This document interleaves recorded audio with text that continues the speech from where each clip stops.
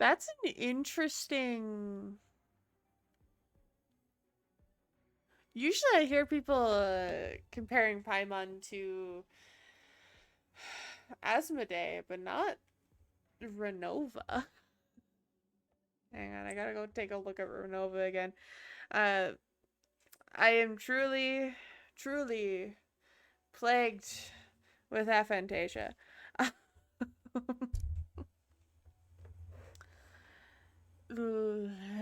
Renova.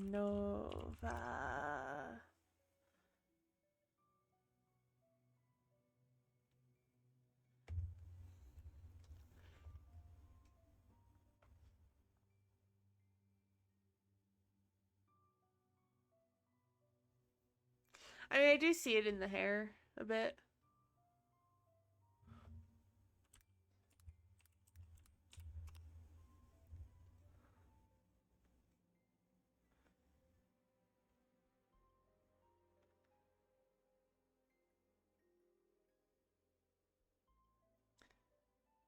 But I do find that all of the shades do look a little similar with their hairstyles.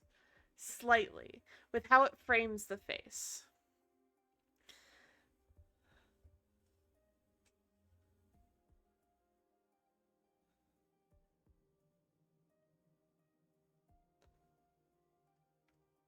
But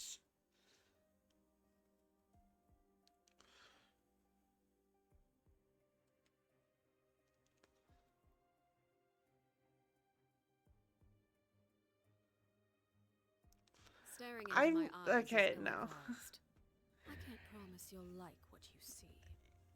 That there's it's just always coming back. Asmodeus and Paimon are one and the same. It it is possible that Paimon is a regressed or fragmented version of Asmodee. After I do my best run for this account, I do want to take a look at some theory videos that I saw come out. Because it does talk about, because they do talk a bit more about like Asmodee and Paimon correlations and stuff like that, and what people are saying about that. So I will take a look at those right after this.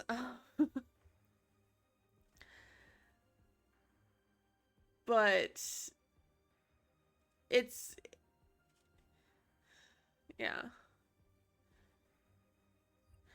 I mean, as a shade, she could be considered an emissary of the heavenly principles, because uh an emissary is literally just a person who's sent on a special mission, uh, or like they're a diplomatic representative. Um, and in this case, it's a little more than diplomacy. Um, but Asmodee could be seen as an emissary from either heavenly principles or her quote unquote new master. Let them do as they please. Yeah, it could tie into her going rogue from the other sisters, because she might have her own little high ups.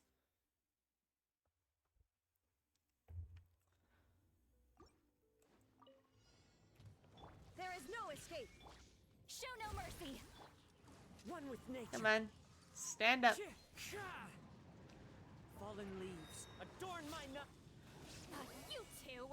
Time to Bow your head. Let the mighty be humbled. fulfill our pact.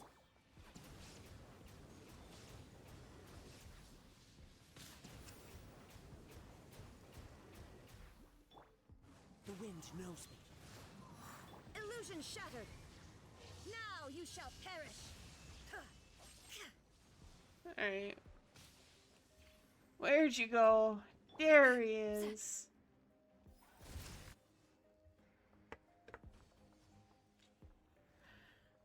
You see, the thing is for me, that is too obvious. That's the only reason I'm bothered by it. It's too obvious. And I feel like it's gotta be something else.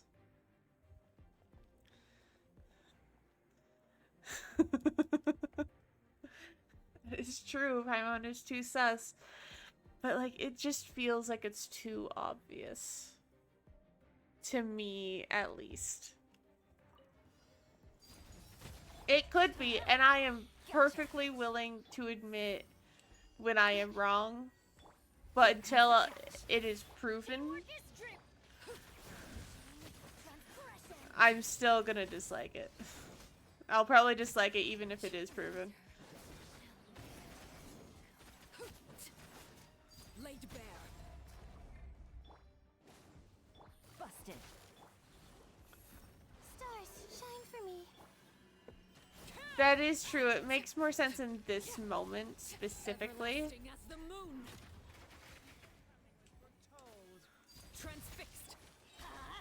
But there's also a lot that we still don't know. Stand back.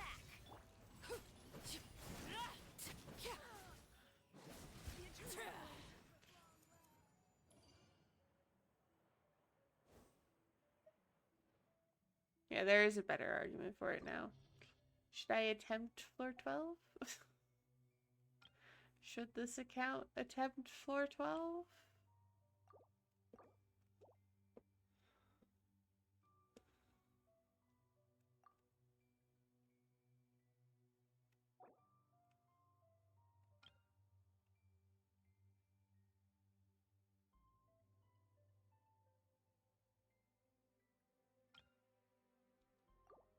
No, we'll attempt it. We'll attempt it with this skirk.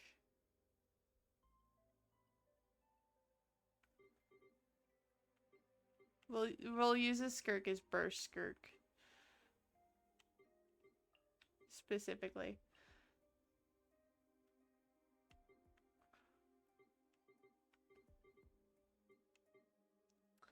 And we'll throw Charlotte in there. Charlotte's built, right? No, she's missing. She's not really. That's fine. Nah, it's fine.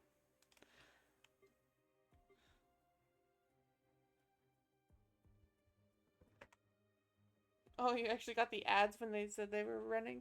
Though they still say that they're running. Why do you get ads at different times?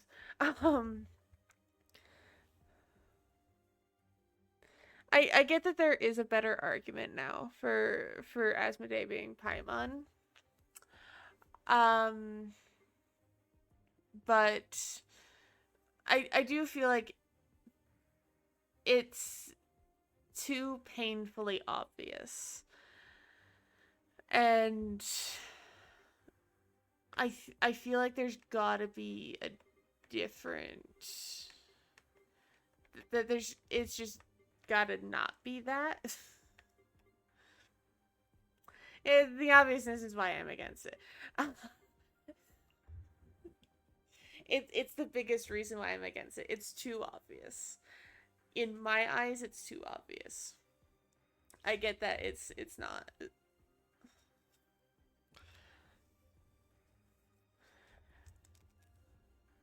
I could buy that a lot easier.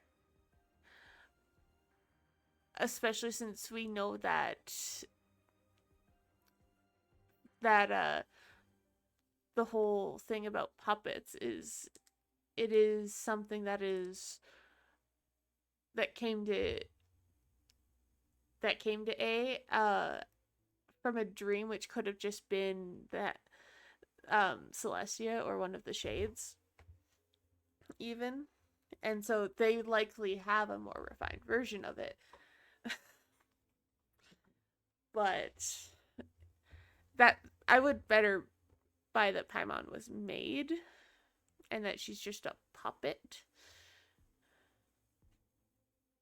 But all in all, with the theory, like, yes, there's an argument for it, but there's also a lot we don't know about the shades. There's a lot we don't know about any of them. Like, we do know a considerable amount if you are someone who looks into the lore. If you are someone who pays attention to that, there is a decent amount, but there's still not a whole lot. It's hard to explain. I feel like there's something else that we're missing in order to confidently say something like Asmodee being Paimon. I just feel like there's something we're missing. Is Kaya built? He's got a build. It's probably better than those.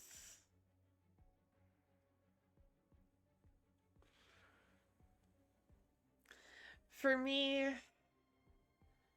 my most plausible would be that Paimon is a puppet. A more refined version of a puppet than what we've seen. And she's a puppet. Her memories have been manipulated so she doesn't know anything about her own origins. And she could be a puppet made by Asmodee. That is something I'm willing to accept. Or she could be a puppet made by whoever Asmodee's current master is, new master.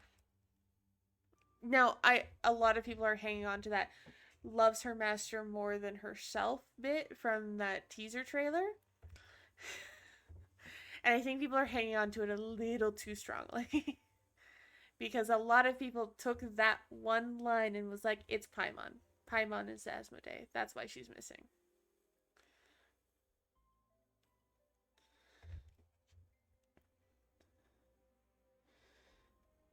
Yeah, like she was coded that way. That's why I think she is a puppet of some kind. And like Asmodee is able to create entire spaces. I don't think creating a puppet that has no awareness of her origin and isn't going to search into what that origin is and won't question anything and will just always be fine like that. Like, that is something I believe Asmodee is fully capable of to create, or whoever her new master is, to get her to make it, or if her new master is even more powerful somehow, like whoever her new master is could have created Paimon as well. Paimon is referred to as an emissary for a reason. She's a representative, but I don't think she is Asmodee. Personally, that is my own personal opinion. Obviously, I know a lot of people are trying to cling to that theory, but cling to the theory that she is Asmodee, or a fragment of Asmodee. But I don't know.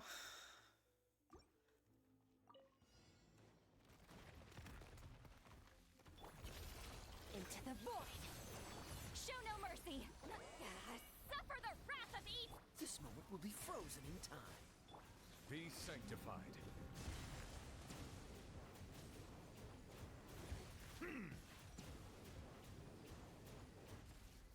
Dodge this!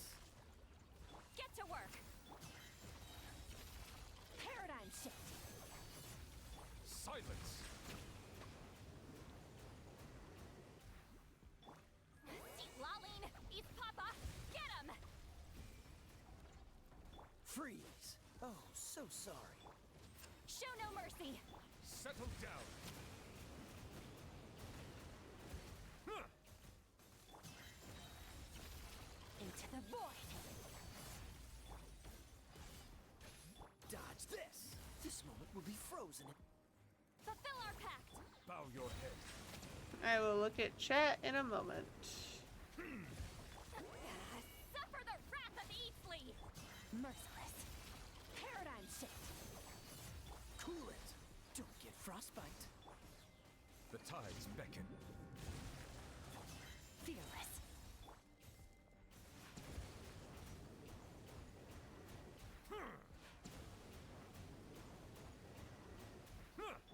Merciless. Into the void.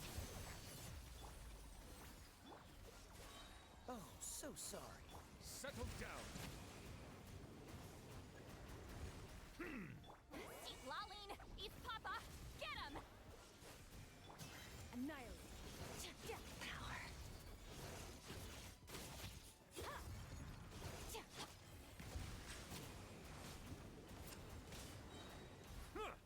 Show no mercy. Freeze! Don't get frostbite. Let the mighty be humbled.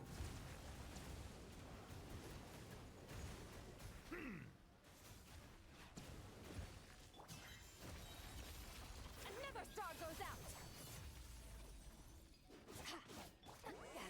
Suffer the wrath of Eatsley. Get to work. Cool it! There we go.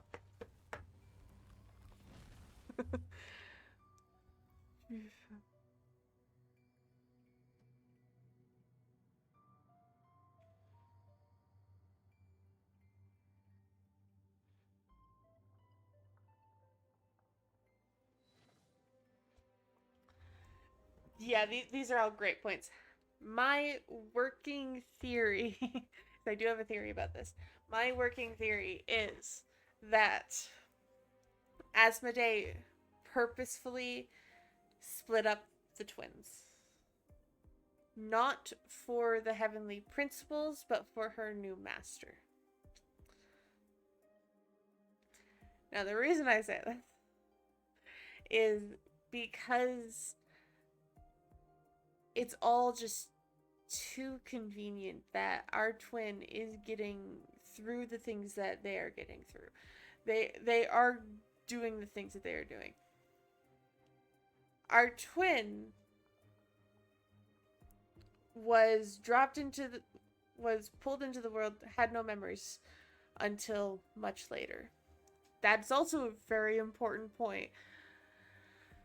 So, once we were trying to escape, things weren't going how Asmodee likely wanted them to.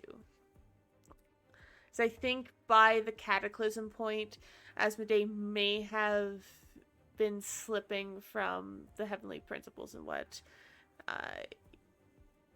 the heavenly principles wanted. So there could have been like a slip and a shift in things around then. So she split us up. She likely Something you wish to report? dropped our twin Go on. You have my undivided right back attention. where everything ended after the Cataclysm. And then our twin, and this was a targeted way of getting our twin to feel the guilt, feel the sorrow, feel the need to correct their mistakes. Because it is believed that they were like the chosen one. They were supposed to save Conria. And it's likely that they could have if it weren't for us. So I do think she's rebelling against the heavenly principles. She has been. So she split us up. Because if our twin had been around us, likely things wouldn't go as we have.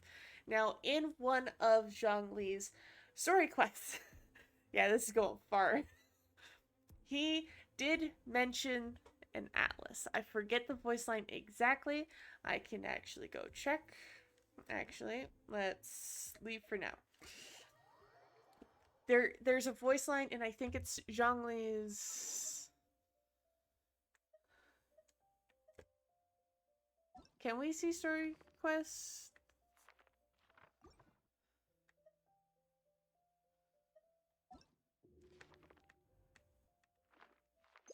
In here, yes, we can. Where is it? Where is it? Where is it? Where is it? Zhongli. I think it's in his first one, and it's at the end.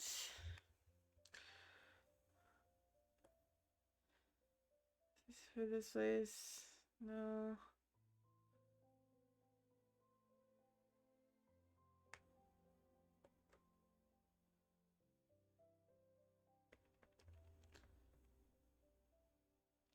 Yeah, you are the one who crosses the celestial atlas and who passes through countless worlds. If our history is engraved in your memory, will one day accompany you into another world. So, this feels very pointed as well, because there's something to do with the atlas. I think Asmodee wanted the atlas to be created after the whole Cataclysm thing happened, and also needed us to be separated from our twin, as she likely knew we were a descender. She likely knew that we would have a power that no one else would, even our twin, and we could essentially change things, change the course of things. And I believe, again, this is a working theory, that the reason she separated us was to first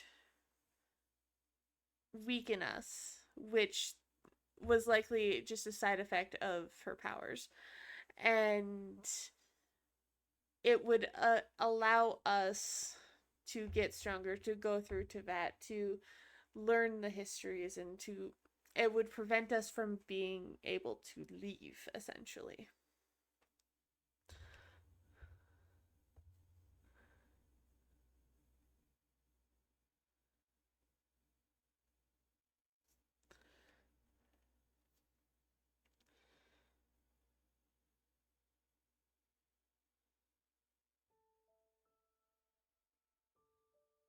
That is true. A lot of it is from the POV of Asmodee at the start of the game. But yeah, I do think she wanted to separate them. Get one twin. Get the twin that was essentially already in Conria, already a part of this whole fiasco, and send them back to Teyvat from the moment that they would have left. And us, the Traveler, is a descender. We are able to change fates. We are able to do a lot of other stuff. And yes, we start off weakened, but we are slowly gaining more and more power. And I think Asmodee wants us to gain that power, wants us to learn the histories and start to care about the people of Teyvat, which is something that we have been doing. Like at the start of the game, we didn't care about nothing. We wanted to find our sibling. We cared about nothing. It is possible she's the one that puts Celestia to sleep. That is a possibility. But yeah, and like in Zhongli's second story quest near the end as well,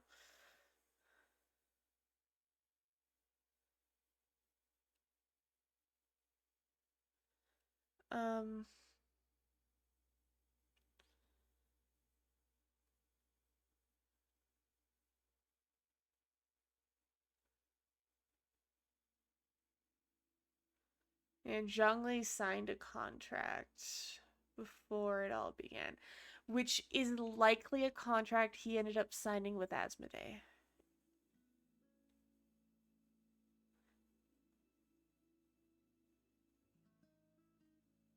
I do think the contract he signed was one that he signed with Asmodee.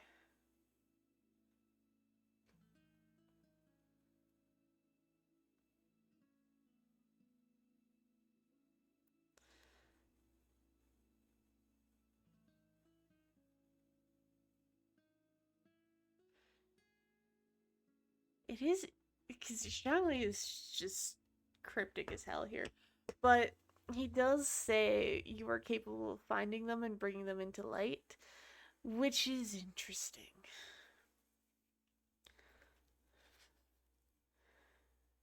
I think, I'm not sure about this, but I wouldn't be too surprised if they were working together. Because something happened after the Cataclysm. For both the Tsaritsa and Asmodee, I'm assuming. Something happened. And, oh, actually, I just remembered something. The reason I'm not as convinced about the Paimon is Asmodee thing is during that quest, the quest we just had with the twins, we did see that we did see signs that Asmodee was watching. Could it have been like past Asmodee? Probably, maybe, who knows?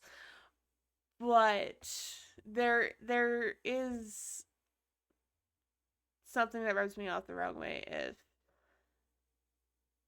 if that's if that's an Asmodee from current time.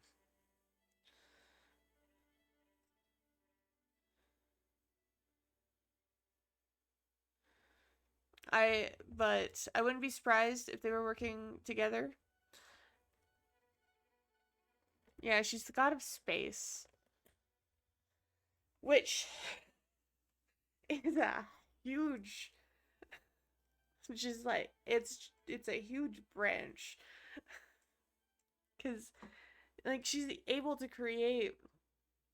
Well, the thing is, what we've noticed, what we saw in that teaser trailer, is Asmodee is able to create basically entire worlds inside those cubes that we saw at the beginning, and all those. So her cubes are basically can basically be entire worlds. So I feel like a sort of additional part to her space is also like some form of creation. So she's able to take up space. She's able to take up like small, minute, little tiny bits of space that you wouldn't notice otherwise. But like there was a clear showing of Asmodee at the end of that quest.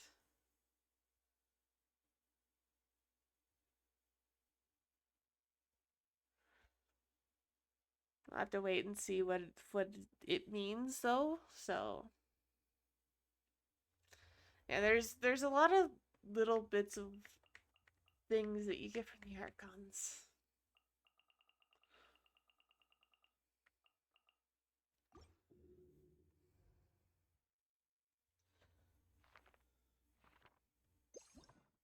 I didn't mean to click that. Hello. But yeah, there's a lot of like lore implications.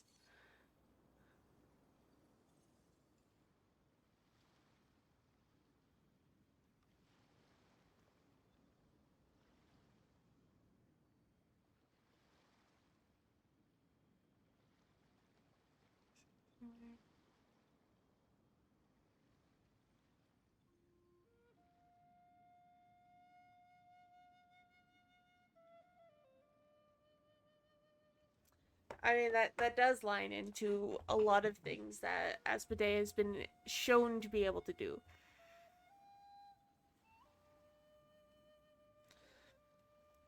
As a shade, she is very vital to everything going on. Let's continue our challenge. I'm gonna take off this flint since my wrist is feeling better now. And I shouldn't wear it all the time. Anyways. Yeah, that is...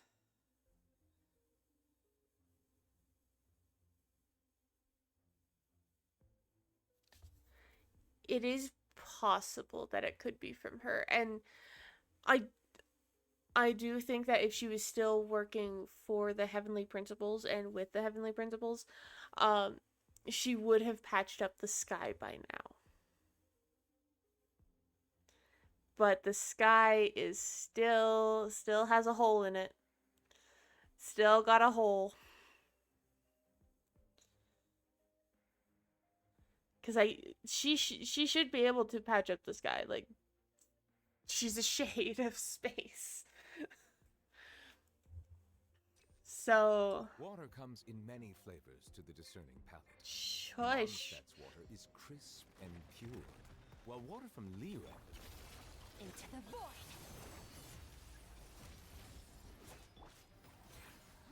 Laline, eat Papa. Get. Freeze. Oh, so sorry.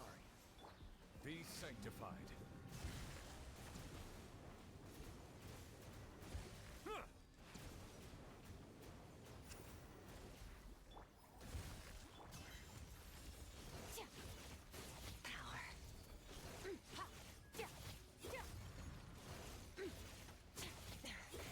Dodge this.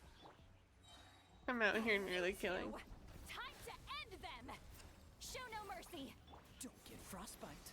Silence!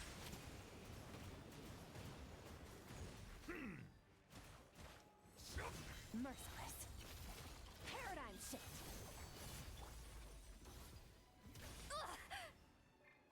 Cool it. Fulfill our pact. Bow your head.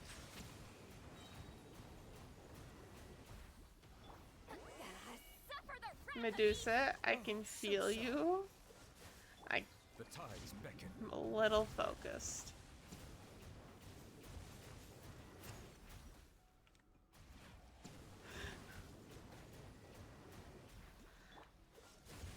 Get to work.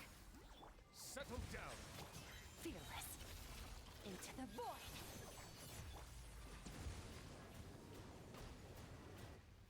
Dodge this. Don't get frostbite. Eat Laline, eat Papa.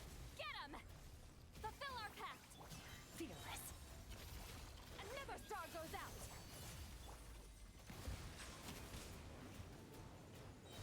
Let the mighty be humbled. Oh, so sorry. Cool it. Oh, and there goes Sitlali. That's not good.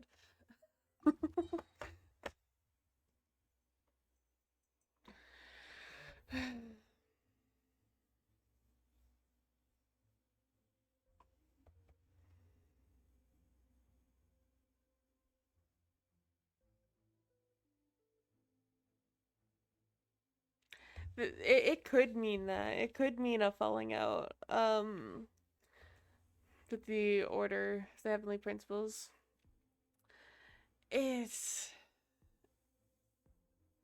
all just very convoluted. I must say.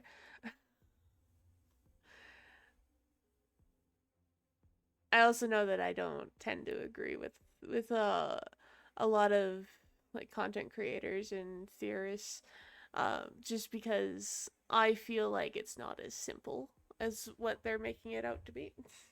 Granted, But yeah, I do think Asmodee had a falling out with the Heavenly Principles. She may have been the one to put them to sleep. And clearly the other shades don't know anything about that. So she's been secretive for a while. And oh my god, why are you trying to climb me?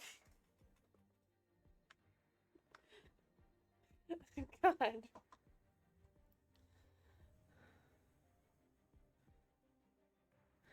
I know a lot of theorists right now are heavy focusing on Paimon is Asmodee, or Paimon is a fragment of Asmodee, or Paimon is just a part of the Shades, or something, or something like that. Or like another theory is Paimon is a moon sister.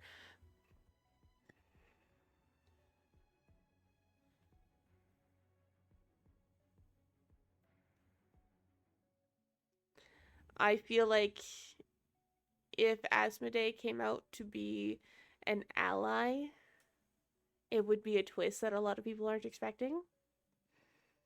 I would love it, because that's the kind of shit that I adore. What are you doing? That's the kind of storytelling that I actually really like, is someone who we thought was bad in our eyes was actually trying to be an ally and get things and fight against what the actual antagonist is. That's something I adore in storytelling. Oh, wow. I am nothing but something for her to sit on. Oh god. Okay, hello. Do you want down? Or are you just gonna no? Okay.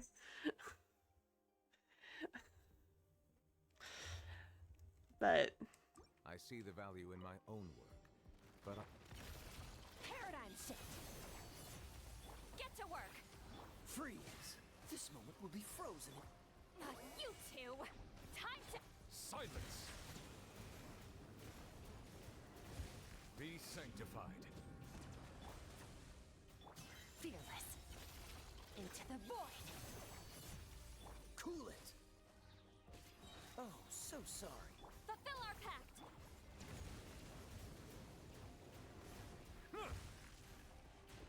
Settle down.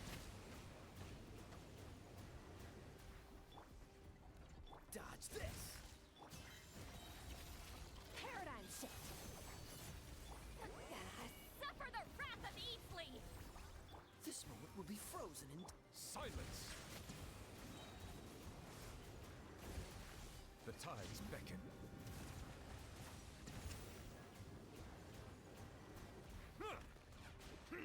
Bow your head. Merciless. Into the void. Get to work. Cool it! Oh, so sorry. Seat Laline. East Papa. Get. Fearless. Another star goes out. Fulfill our pact. Freeze! This moment will be frozen in...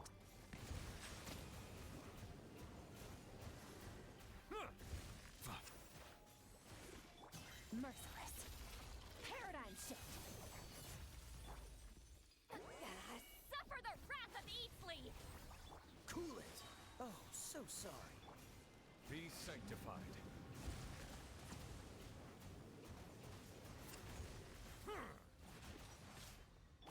Merciless. Another star goes out. there we go.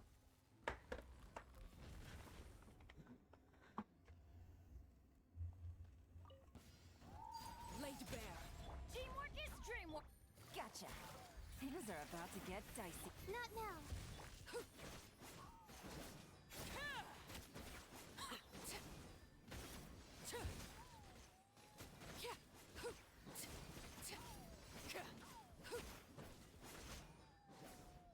Transfixed.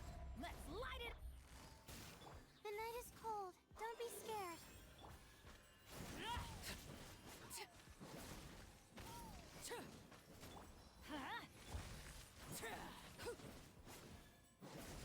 Everybody stand back.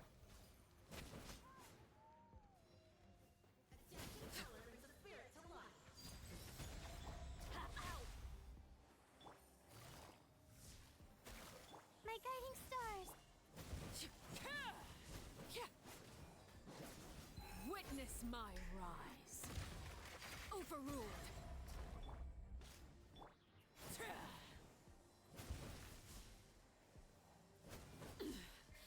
Pitiful. Are you kidding me? Not now.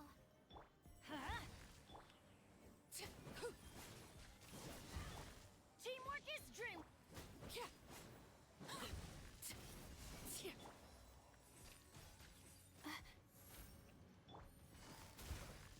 Let's light it up. Laid bare. Here comes the catch. Cold, mine to command. Let's light it up. I'm going in.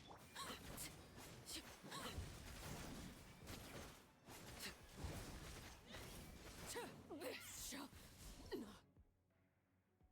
Yeah, we'll just leave.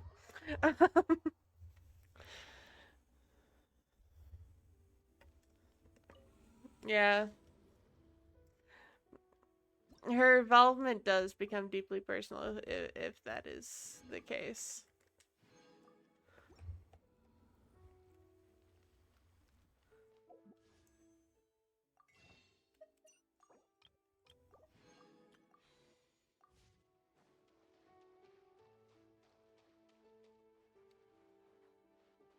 I do feel like there is something personal going on with Asmodee, and we just don't know what it is.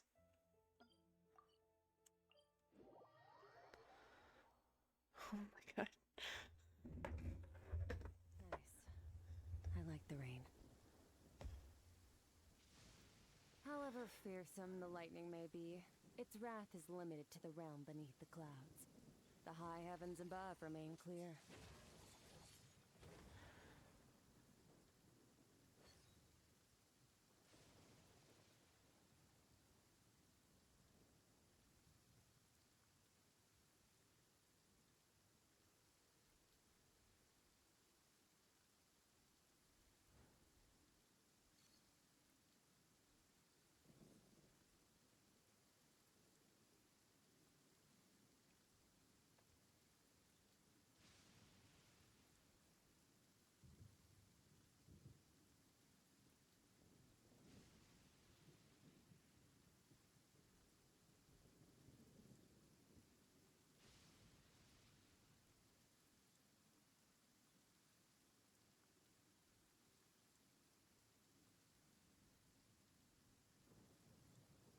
Yeah, I mean that does have a factor to it.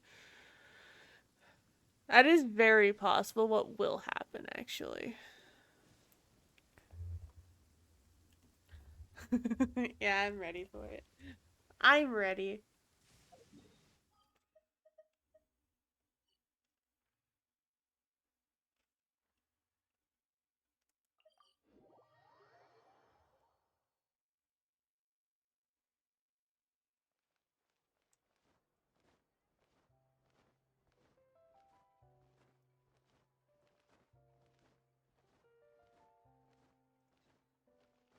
I'm always ready to hear and see other people's perspectives and points on what's going on in game lore currently.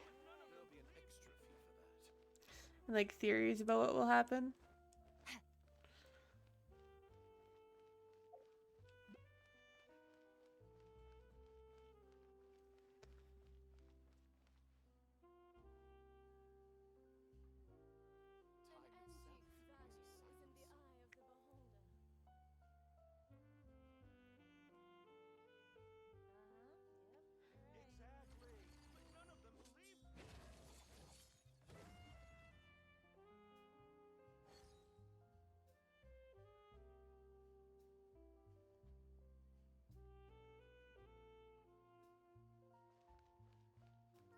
This is a theory I've heard of, the Traveler replacing the Heavenly Principles. I'm not wholly against it. I'm gonna say that much.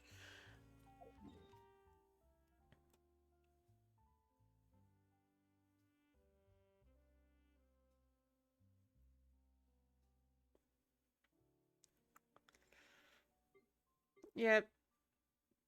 It is plausible. And my only hang up about that, about the Traveler being Asmodee's new master, is, hear me out, the only hang up I have is, how would Asmodee know what we would be, where we would stand on a lot of things when we had literally just been woken up by our sibling?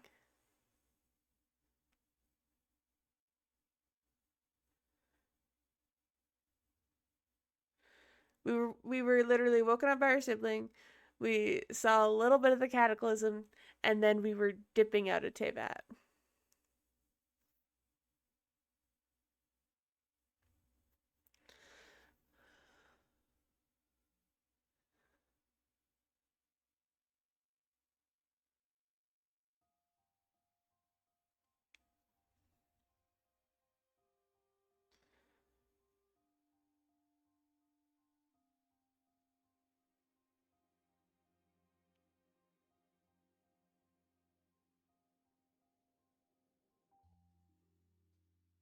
Yeah, I mean,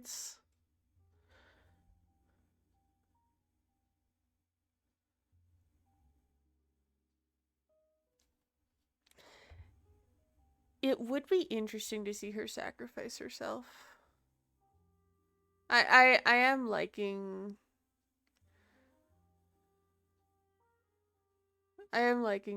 some of them. If it is true that the shades are literally constructs of the Heavenly Principles. So, and they have to abide by these rules, always within the rules, as Renova had stated during the Archon Quest and during the teaser trailer. Within. Wait, was it Renova in the teaser trailer that said within the rules, of course? I don't remember. So they have a set of rules that they have to follow. Asmodee is likely bending those rules because there is likely some way that she's not fully able to fully rebel, so she's bending the rules in a way to do what she's doing. However, because she's bending the rules, it's just a teeny bit, that means that she's also likely just not going to be able to take part in these meetings with the Shades, because it's likely that she would be found out too soon for that, and so that's why she's avoiding the other Shades. Because I think the reason the Shades cannot find her is because Asmodee has likely created a space for herself to exist that none of the other Shades know about. And so they can't find her because of this. Because she's likely created a space in which she can exist without anyone being able to find her. It's a reach. It's a bit of a reach of a thought, but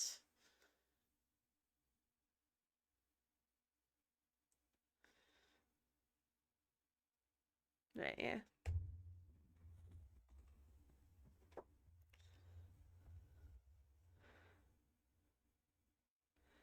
It would tie into Paimon being a way to keep tabs on what's happening.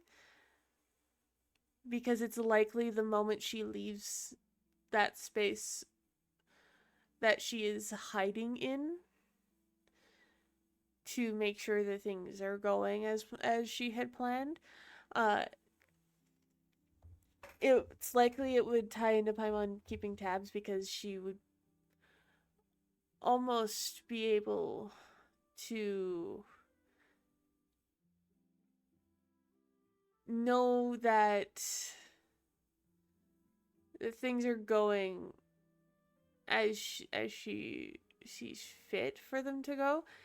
I do think that if Paimon is a puppet, there is a way for Asmodee to look into what Paimon is seeing, though it may or may not have its own problems with how she sees these things, which could lead into how she was very confused, how we saw her at the end of that quest with the twins around the mountain as she was watching what was happening, because obviously Istaroth has been messing around with things, because Istaroth is always messing around with things. Because I think Istaroth also probably doesn't agree with the Heavenly Principles too much on certain things, and is also bending some rules.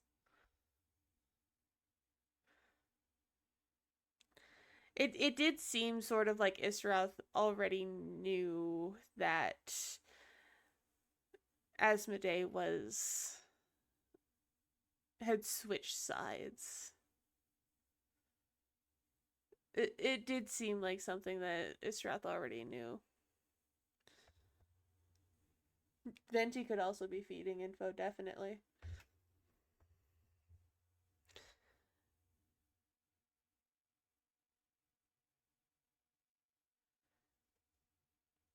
But I feel like there's not much that Istaroth doesn't know about.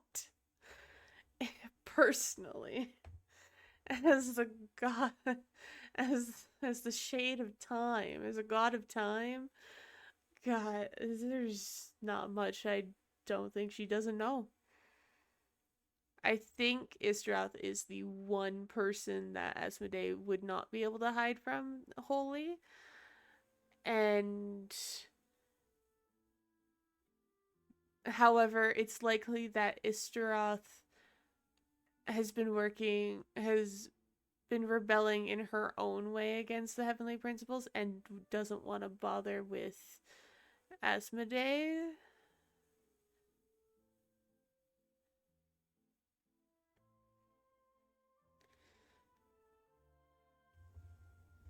That is true.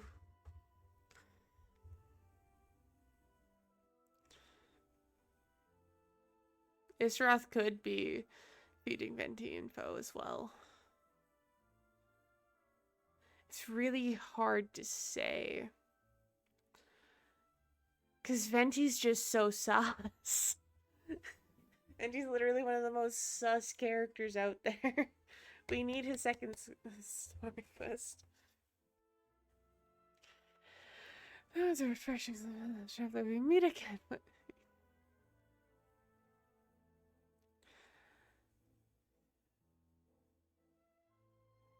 Oh my god, that is so telling. Oh my god. See, this is why I need Venti. I need to listen. I need to look at his voice lines. But he has cursed me. I hear there's a bunch of Venti's voice lines that are really weird, but some of them are starting to make sense now as well.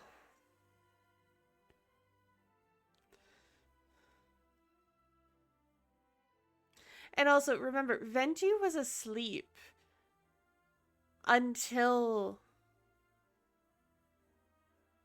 we basically wandered into Mondstadt. Venti was asleep. He was woken up. I don't think he was woken up entirely just to deal with the Dvalin crisis. Yeah, he woke up at a too convenient time.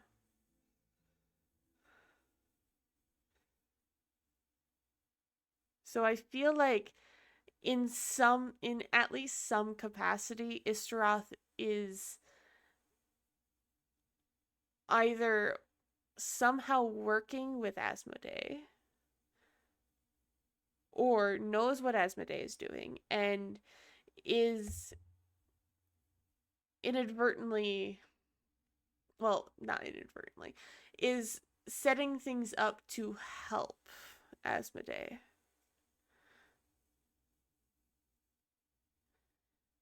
Yeah, music and songs and like fictional stories. Because when Skara tried to erase himself from existence, Nahida had made a story that was Skara's life, but it was like a story that was more abstract and not actually naming him. And then that's how he regained all of his memories.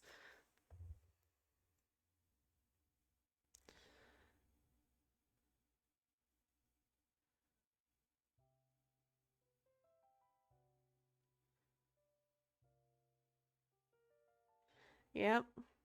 There's a lot. It seems that with certain creative liberties, Irminsul cannot alter them, which is an interesting thing to think about. Because Irminsul wasn't able to erase Scar's existence from that book because it was so abstract.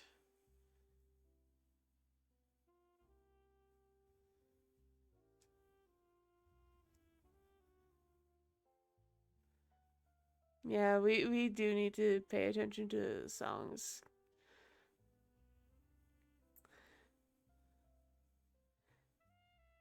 Yeah, knowing every song into that, which would mean he knows the history. Oh my god. Venti, we need your second story quest.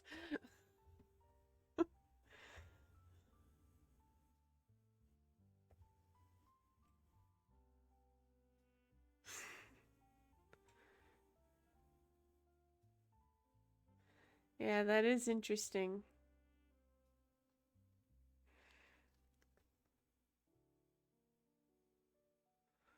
That is an interesting voice line.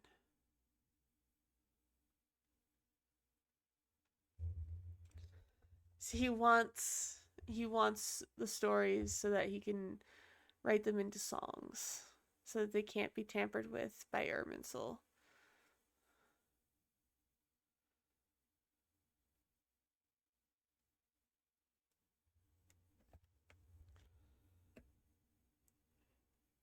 There's just way too much about Venti, Istaroth, Asmodee, like the entire little bit. And like Zhongli knows something. Frankly, the only archons that I think know something are Venti and Zhongli. And Zhongli was contracted into silence, possibly by Asmodee. Venti's just a coy little boy who won't tell us shit. Probably because Istrath is feeding him some kind of info. It's gonna be interesting when we get Venti's second story quest.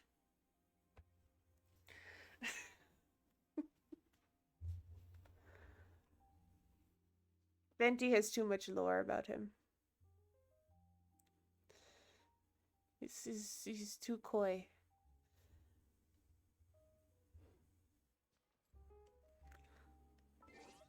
Because frankly, I believe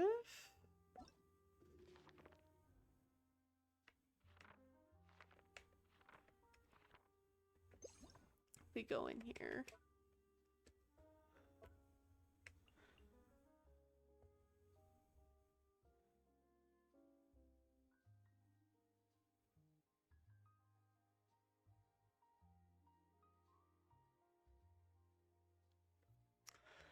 Pesky little pixie thing that follows you everywhere. I'm not believing whatever is said after that. Oh my god. He knows something. He knows something. I do think this lends the fact that someone, likely Asmodee, is using Paimon to watch the Traveler and see the Traveler grow.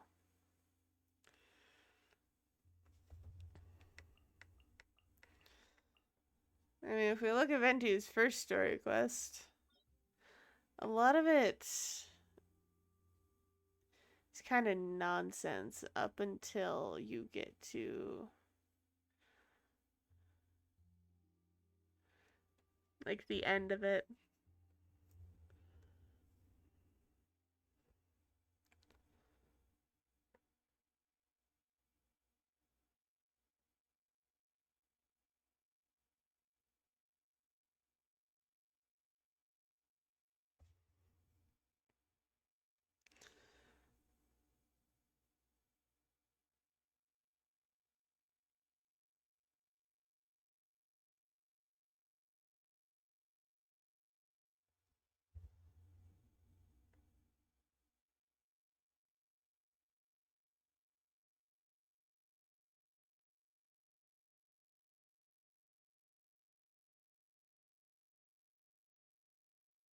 Um,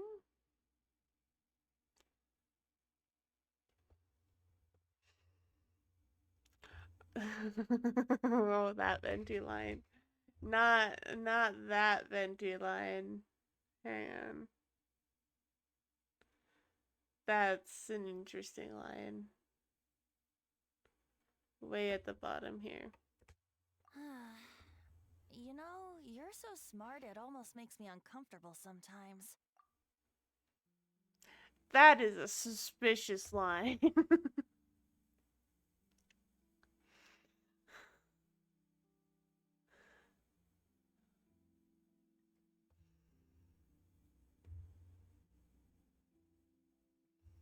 Even if beforehand is talking about food, that's he's definitely trying to hide something from us until we're ready. That's what I can gather. Because yes, it's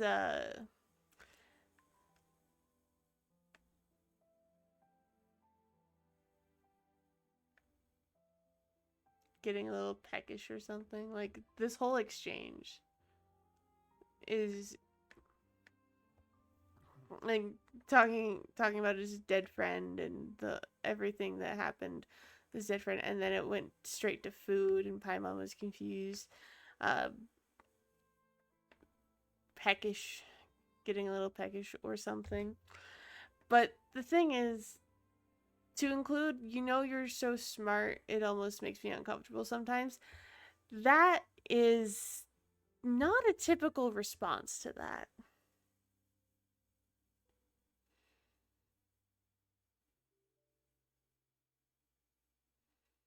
So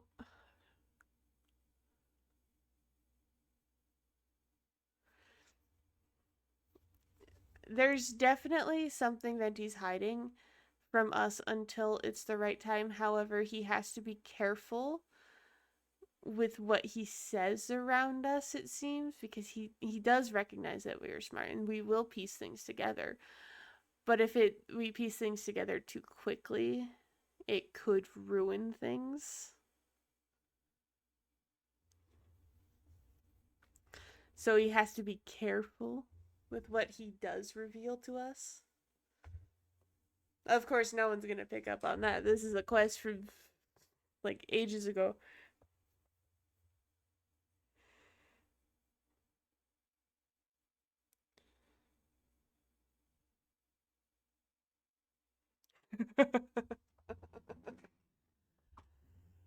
Oh yeah.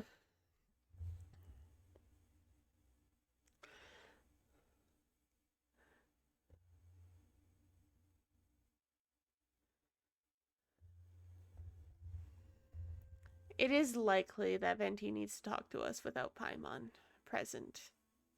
But Paimon almost never leaves our side.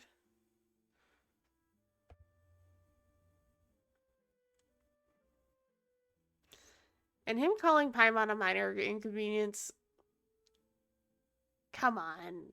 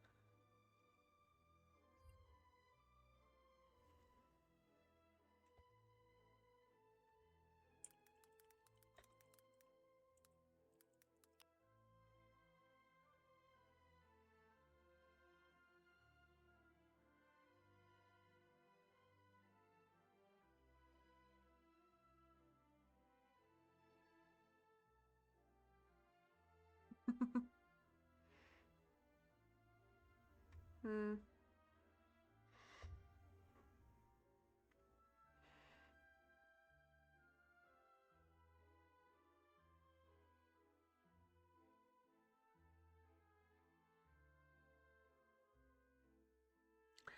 That's suspicious. that, that is very suspicious.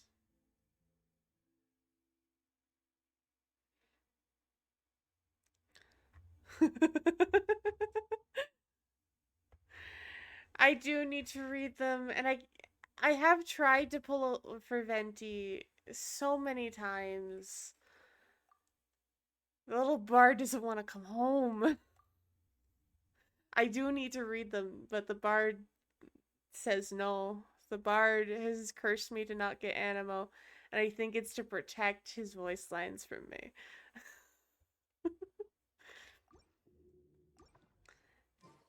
he wants he wants me to be left in the dark. It's always He wants me to be left in the dark.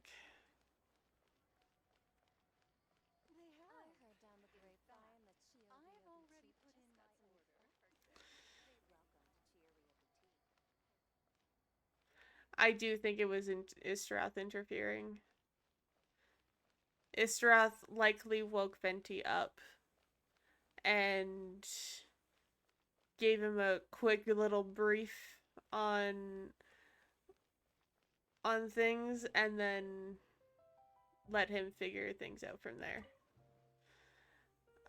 Until like later on, but just to start off, likely woke him up around very shortly before we were set to arrive in Mondstadt.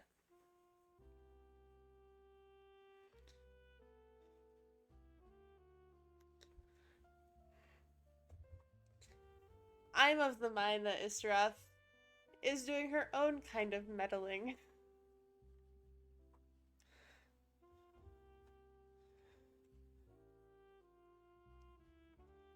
Yeah. Yeah, he's connected to Istarath in a way. And we do know this. Wind and time are always connected in some form of way. Yeah, it does feel like he could fix any mistake. And like hang on. We're gonna quickly watch that scene where Venti gets his nose taken, because this is not this, I'm gonna be honest, this is not what it looks like when you are an Archon and you're dealing with a Harbinger. God, this is loud. Why is this so loud? Why, oh God.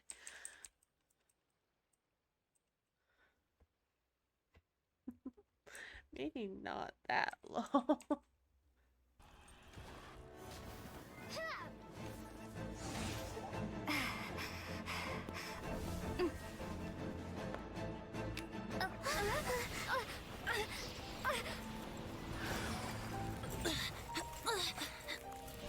He's held in place by ice. At last, Mondstadt's rodent ruler in the flesh. Yeah, honestly. Let's take a look at this little by little.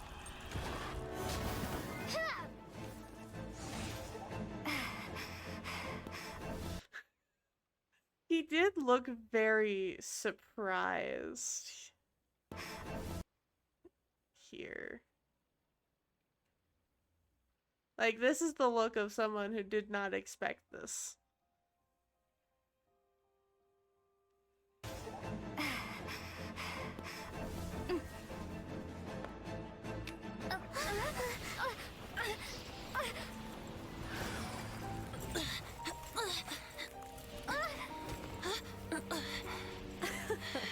I love how we get... Yeah, he didn't move to help.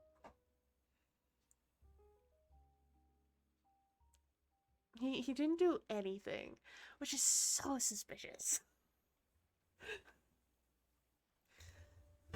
At last, Mondstadt's rodent ruler in the flesh.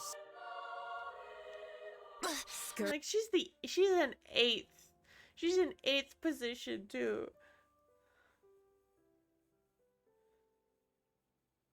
Yeah, he has battle senses. Hurrying through the streets looking for leftovers? Mondstadt calls this a god?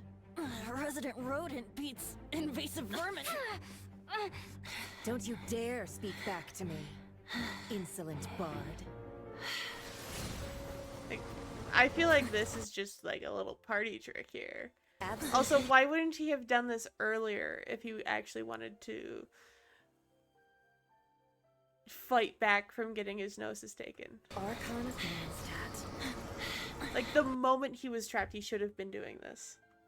How impotent you've become. That smirk you wear looks out of place.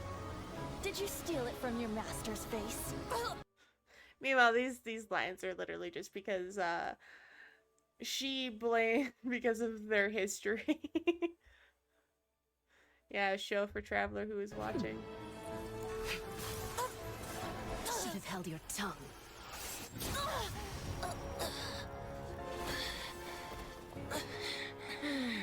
And I want to see. That looks more pained than anything. So, this is a gnosis. Wouldn't be caught dead wearing this ugly thing in Venti faking it hard. public. Beauty is a waste when the beholder has no taste. Also, would you be rhyming if you were in this situation? Venti? Venti!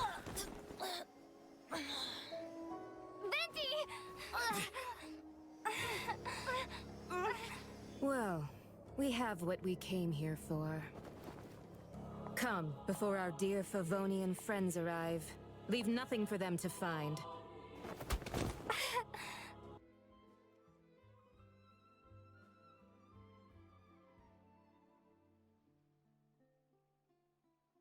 Yeah, Arlecchino did plan it very carefully.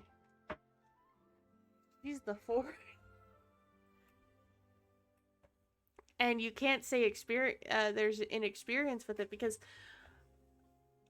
Signora is much older than Arlecchino.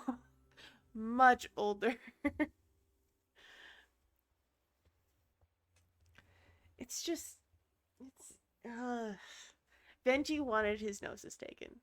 That much I know of. Is there anything else that could have been incriminating? No. Nothing really. But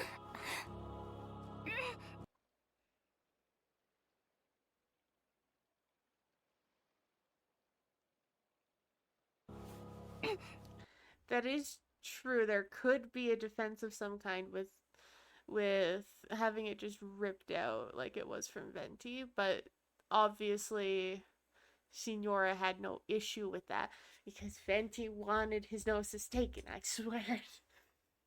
But he also, I think, didn't want us to wholly trust Patui. He didn't want us to trust anything about Tevat. I don't know. That's not what I really mean. But he didn't want us to likely find an ally in the Fatui at first. Because obviously there are Fatus who are less desirable.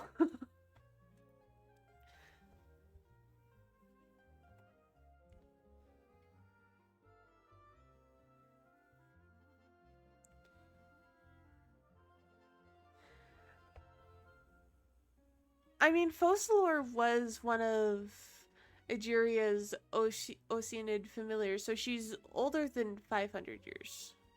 That much we know. So, we don't really know how old Focalor was.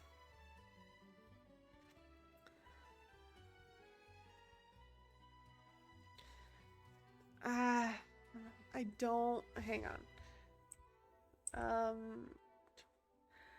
I should be able to... Can I find something? Was around during... Gonna say the Cataclysm first. Focalor.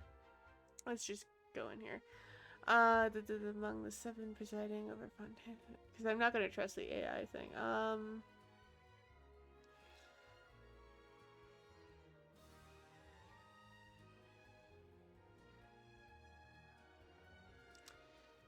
Jiria, the previous Hydra-Archon, was slain during the Cataclysm, and Focalor was instated in her place as the Hydra-Archon.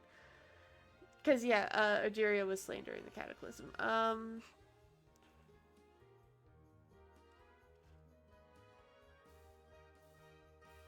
This doesn't say exactly how old, but she was definitely there before the Cataclysm hit.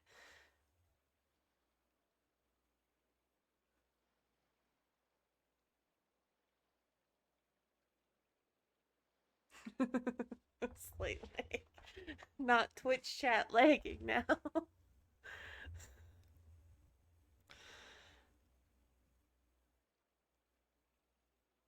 So she was around for when the Cataclysm was hitting, which definitely. So Focalor was probably a little over 500 years old, because 500 years is when the Cataclysm happened. But like, she was one of the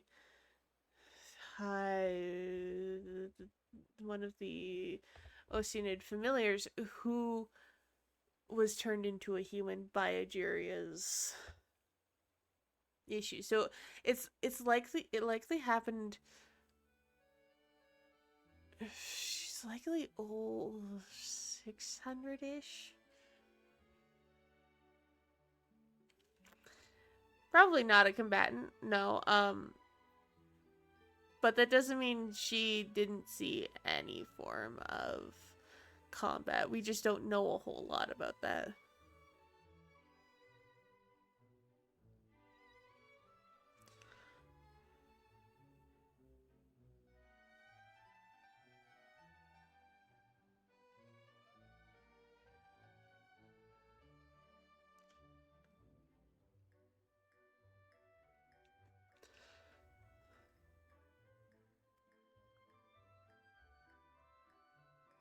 Due to her lack of humanity, Fosler has a rather blunt way of speaking. Da, da, da, da, da.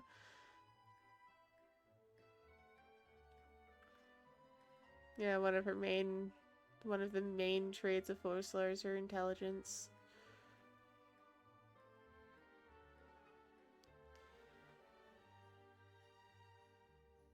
Yeah, intelligence was the reason why Nigeria chose her.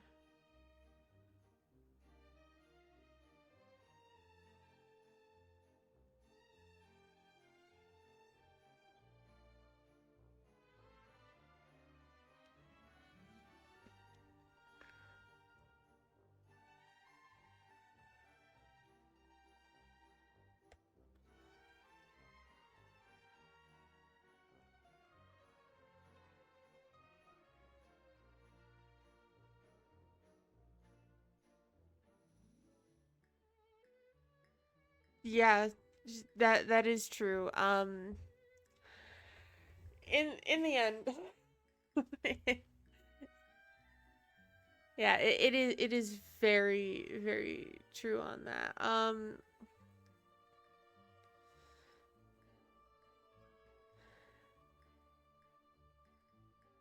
It's also likely that the reason Signora wasn't as careful was because she had a vendetta against Venti because she blamed Venti for what happened to her lover. Forget his name. Um,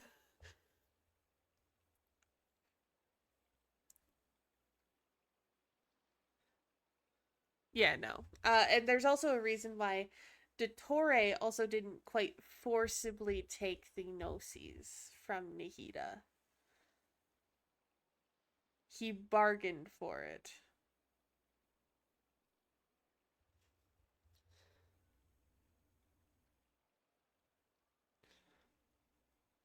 Yeah, she Nihida admits she's not physically strong. And the thing is, even so, Dottore didn't try to force it from her. He bartered with it with information and with things that she wanted. He was willing to give information and knowledge that she did not previously have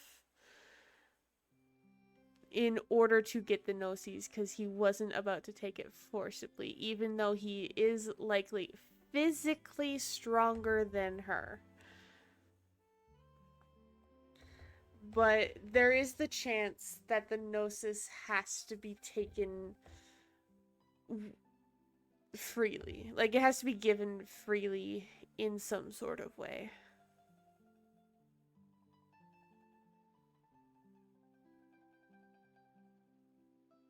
Which does kind of counteract Capitano's methods a little bit for Mac 2. But we're going to ignore that for now. That one's a huge mess.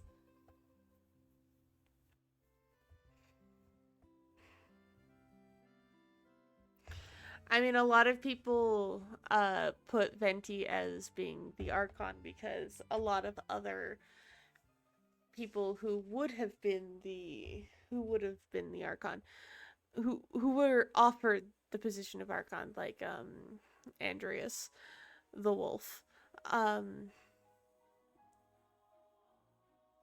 that those people had basically stepped down and stepped aside for Venti.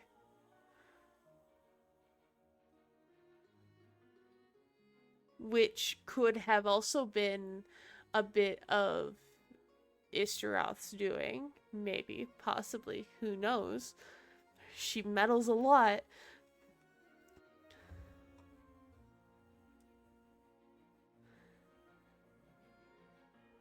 I mean, Makoto and Egeria, they perished during the Cataclysm, specifically.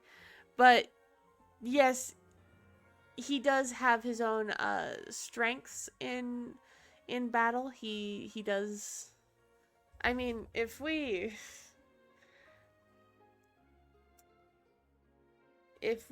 go, actually, I do need YouTube. What am I doing? If we go and do that, what am I looking for? What is it? What? Right. A bit. Nope.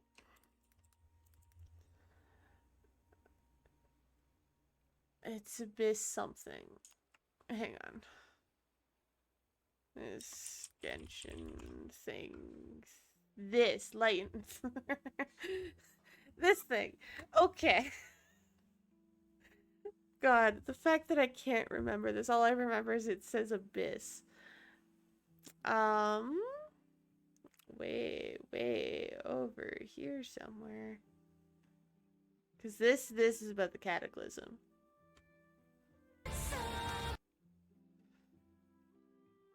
Likely, one of Kaya's ancestors.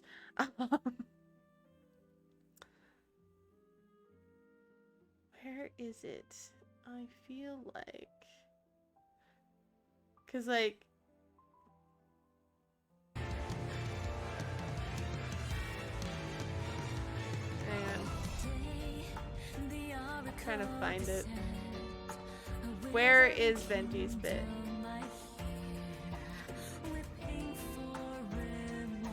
Here.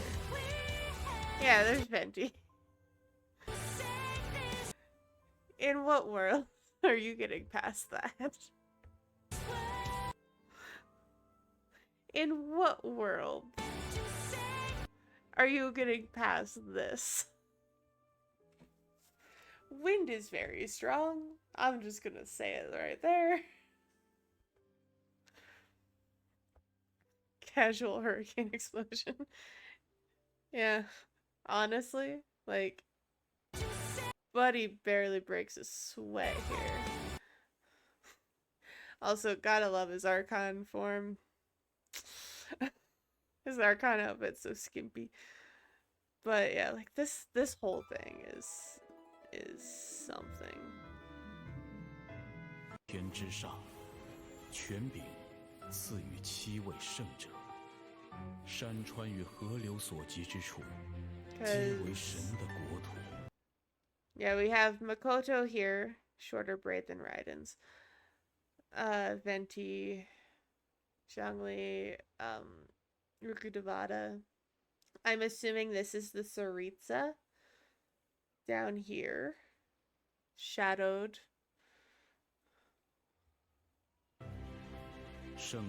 And then that would have been Pyro. And yeah, there's also...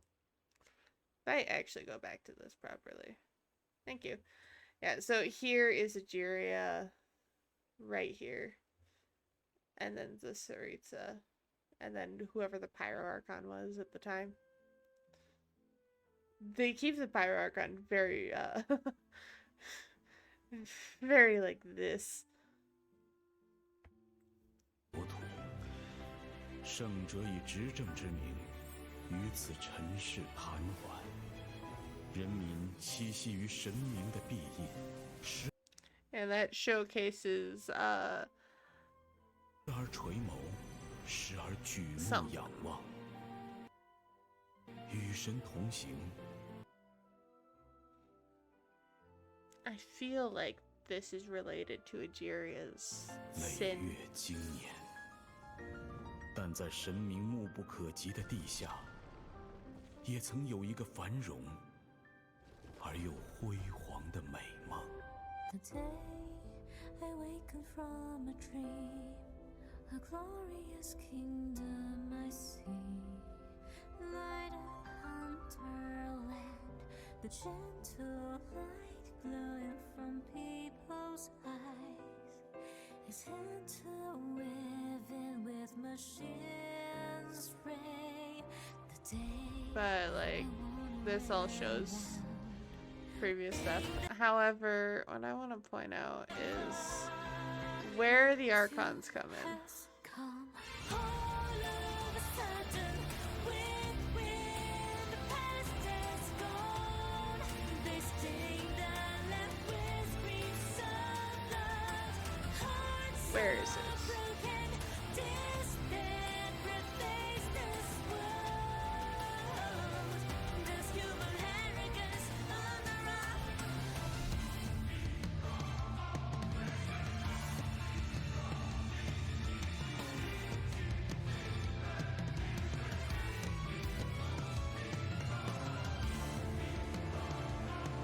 Yes.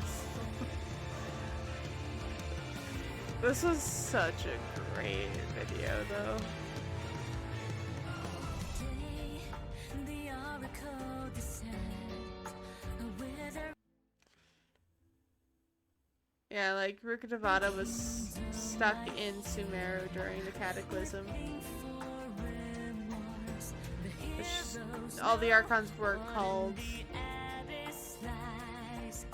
They step forward and never look back. I believe only some of them went.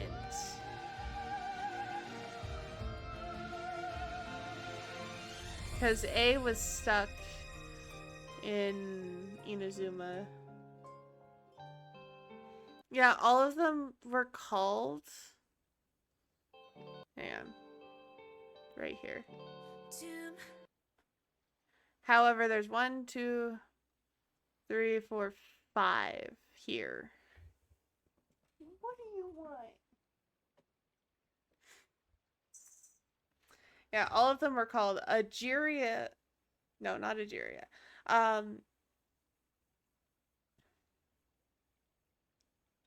Hang on, let's get a better photo of this. Yeah, there's only 5. Oh, wait, no, there's one more here. So 6. But there's a 7th missing because Rukkhadevata was busy.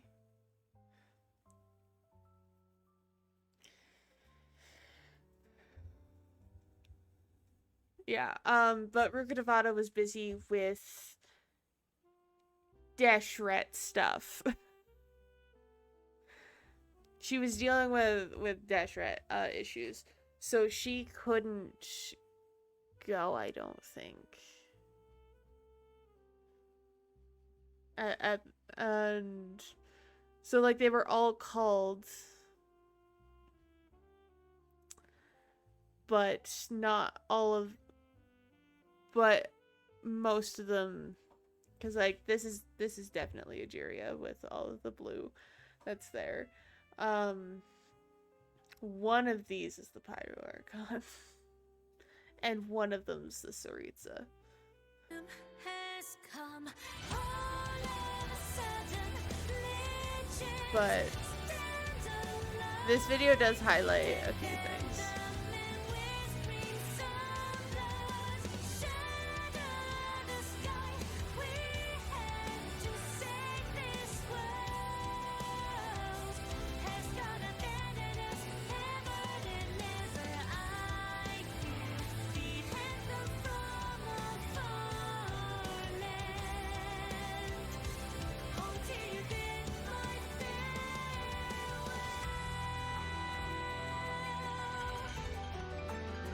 Yeah, Raiden. So A made it in time to see her sister die.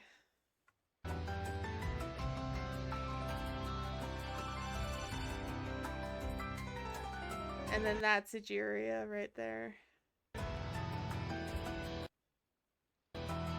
who ended up turning into a puddle of water. And then we have Rukkhadevata placing that water drop into what is now known as whatever this area is.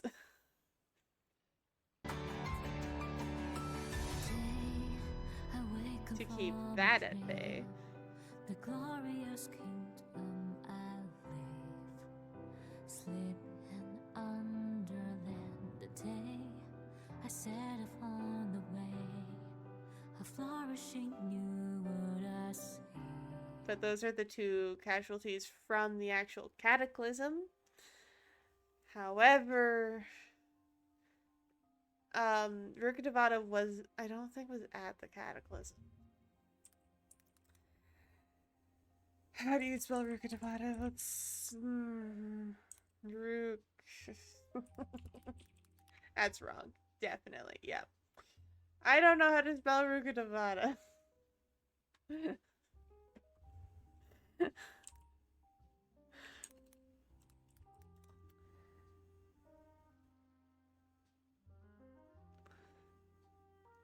feel like it's RHU. Or it could be.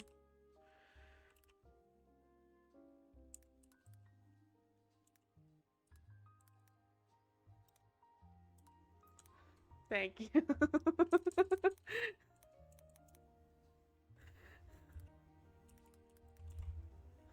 It's not an easy name to spell. At the Cataclysm.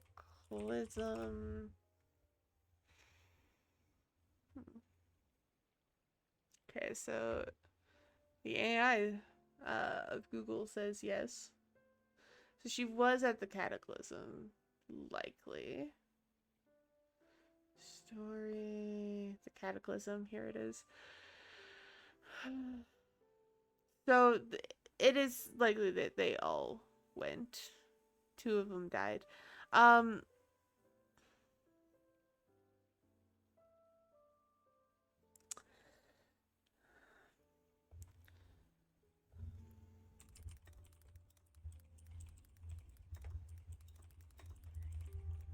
want to know if anything was confirmed here with the Saritsa about the Cataclysm.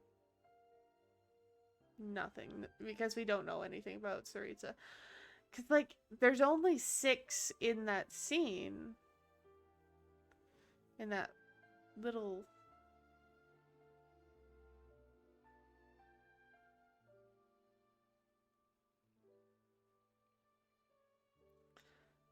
So there's 1, 2, 3, 4, 5, 6. So there's a 7th missing.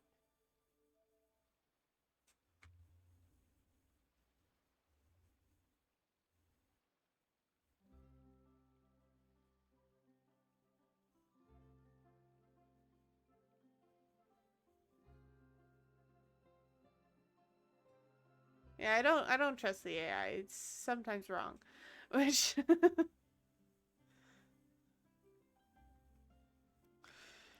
so it's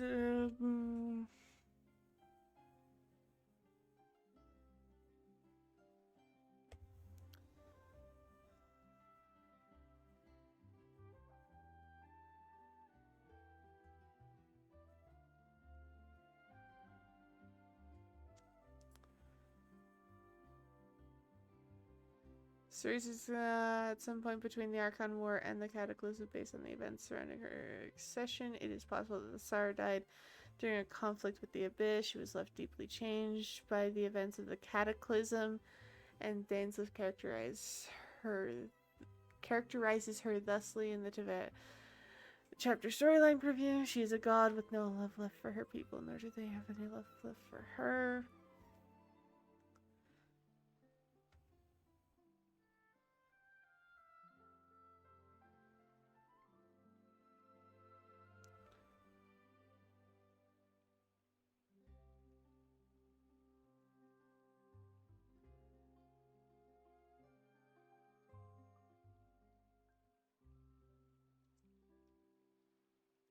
Yeah, she witnessed the events. She wasn't there fighting, definitely, because obviously this isn't in there. She's not here, because one of these is probably Pyro, one of these is probably Ruka Devada. Inclined to think this one might be Rook. But yeah.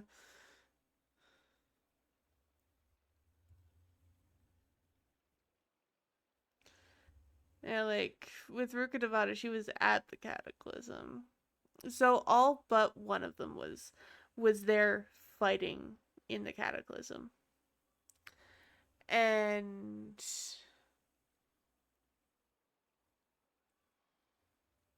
it's likely that the Saritsa wasn't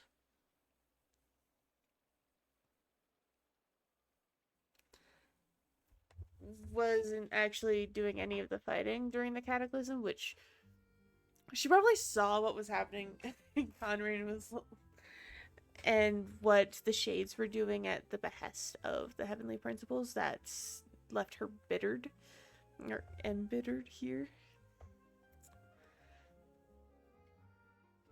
I mean, this was during the 3rd anniversary. So Genshin's 3rd anniversary. So I do believe it was before the reveal of the other archons. Though we do have design of Rukkhadevata here. So Rukkhadevata is designed here. And there's like a brief flash of Egeria here.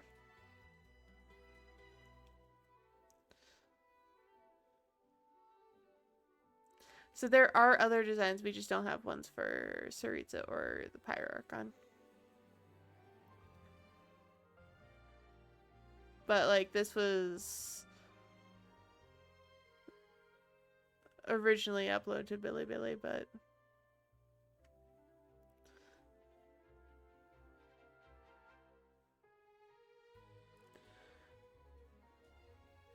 it is interesting. I mean, it could have something to do with a possibility. Where is it? Where's the scene? It's over here. Okay, here. It is possible that those with hoods die. Because we know ones that are hooded with their backs to us, we know Egeria dies. Okay, well, Rukkhadevata doesn't. That already puts this one to shame. I don't know. I don't, Pyroarchon of the Cataclysm, I don't remember. Because remember, Malika sent herself forward in time by 500 years. So it's highly possible that she became Archon shortly after the Pyroarchon died, and the Pyroarchon could have died during the Cataclysm. I need to go into who was the Pyroarchon before Malika? Do we know? Do we have a name of that? First off, what is...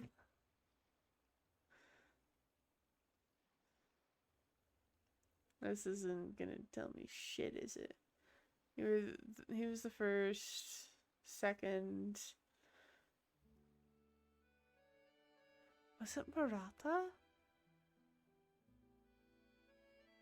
No, that was mentioned in the manga, so definitely not.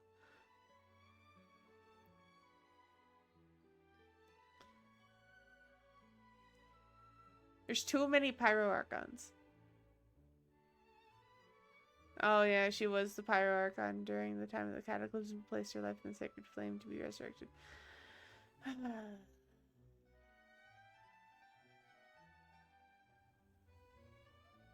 See, Natlan's history is very jumbled because of all the Archons.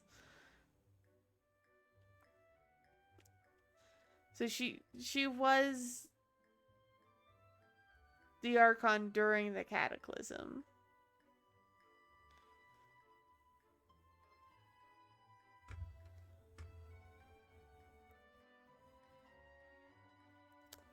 But there's no, like, set timeline, as far as I'm aware.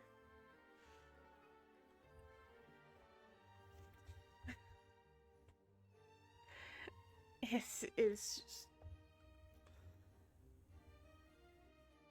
but why they're hooded in the scene,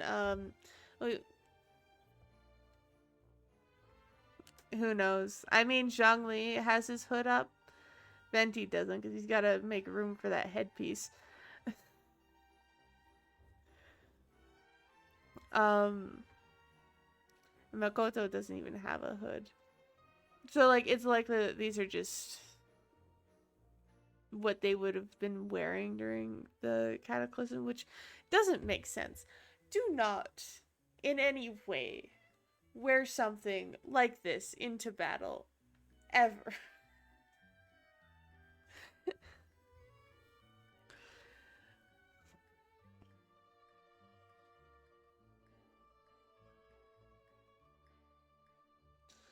But yeah. Cause yeah, hang on.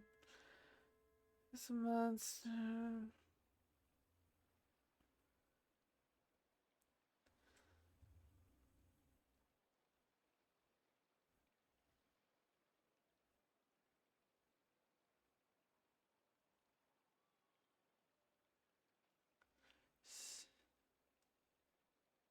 This is interesting.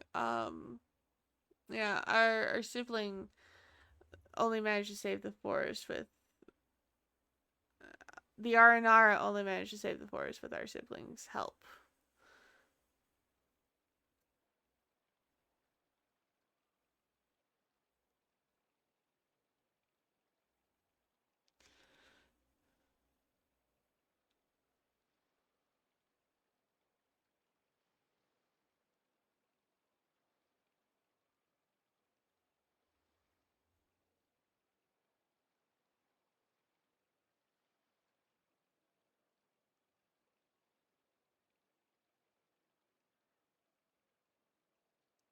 Yuruka Nevada was doing shit.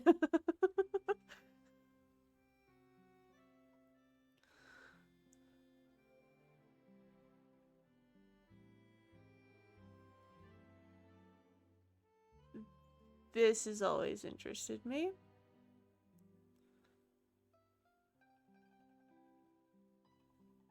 Because Ejiria's consciousness is slumbering.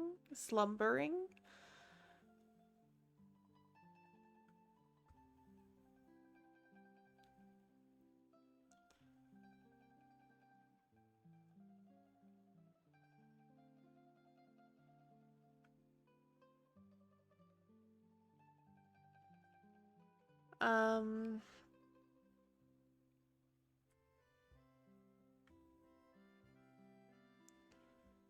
at the moment of death. Yeah. It's just a lot going on.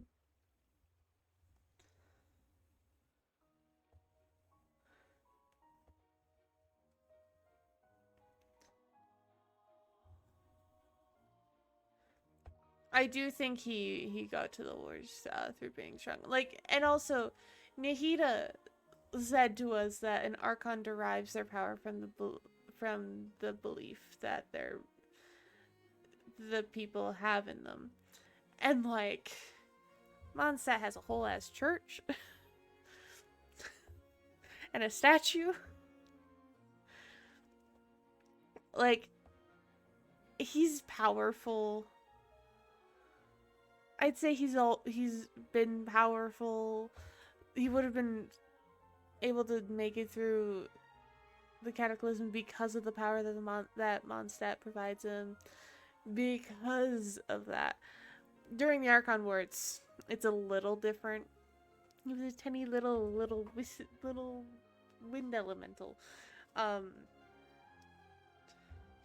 but there is the possibility that during the Archon War, Istaroth meddled a little bit.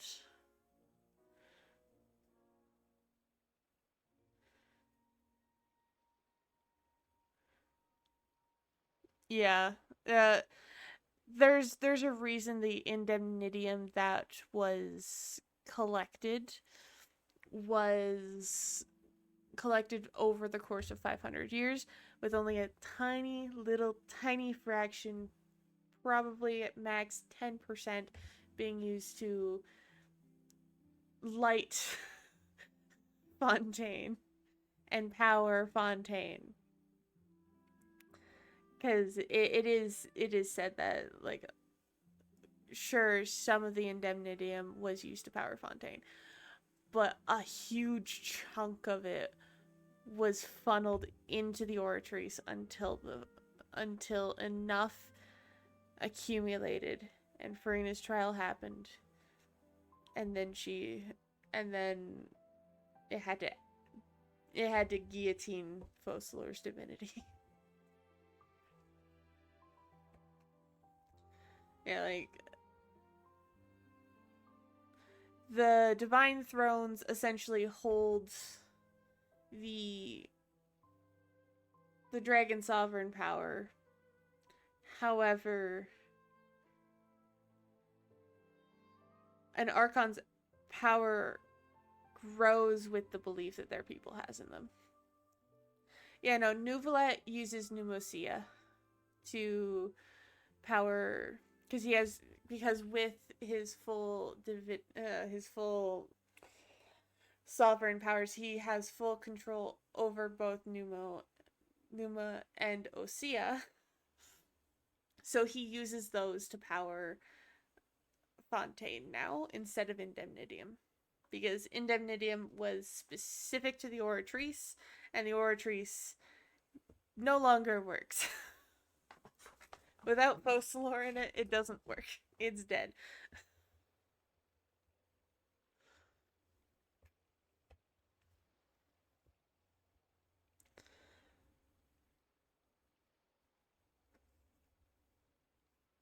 But, yeah.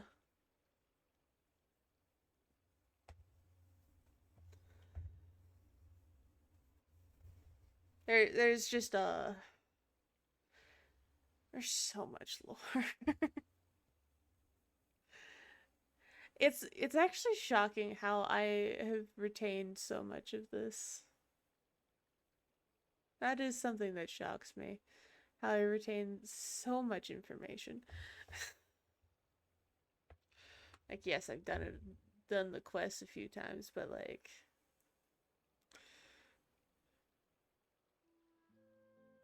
yeah, it was me. Because the it is likely that that is the case. However, it also stated that it was stated earlier that Nuve never had a day off because he was always working. He was always either at the Palais Harmonia or he was overseeing a trial. It just yes, Nuvalet likely got tired, but like to have judges at the ready immediately after probably years of not needing any other judges. What happened? But you know, that's just my own little tidbit. That's I mean, maybe, but I feel like people would be I mean, also crime has been a very, very prevalent thing in Fontaine since the start. There's always been some form of crime.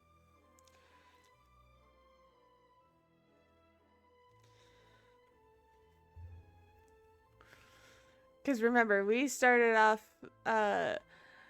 Fontaine with a literal murder trial. And then we had Vache and the disappearances of all those girls, and Vache dissolving them. And then we got sent to prison to see what's going on with Child and why he went missing.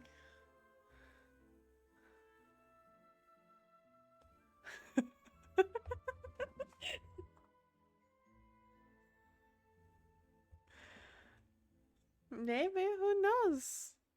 But yeah, the opera Epiclese is not only just is used for trials, but also performances. So we that's likely still happening. But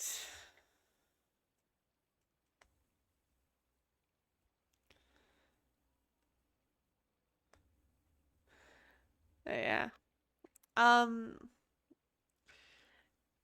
I would be willing to accept that Nuve just wanted help, but still.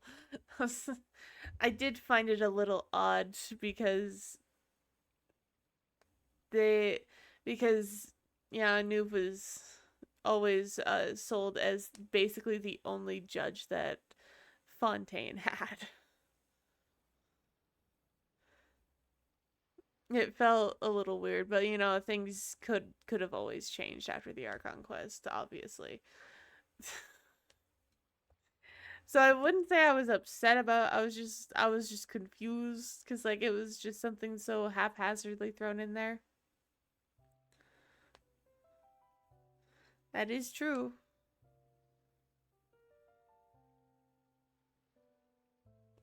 But Nuve also did say at the end of the Archon quest that he would continue being the Udex and judging trials. And because he, except for that one instance with Child, he never had a disagreement with the Oratrice, people would trust him with that.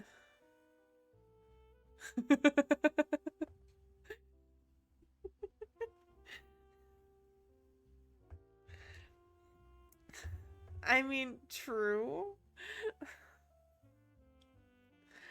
But still.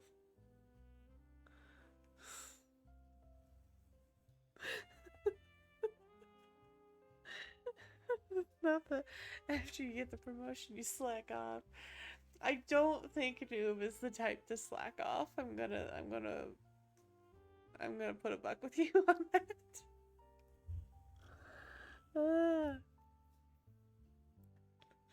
And Noob is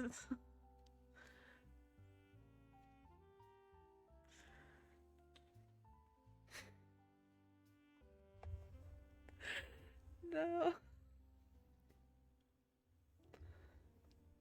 My God. Icy. That's that may be how the real world works, but it's not how Noob works. I'll listen to every single one of Noob voice lines, so I can attest to this. I mean, it is true. It is true as to what usually happens. It's a sad fact, but it is a fact.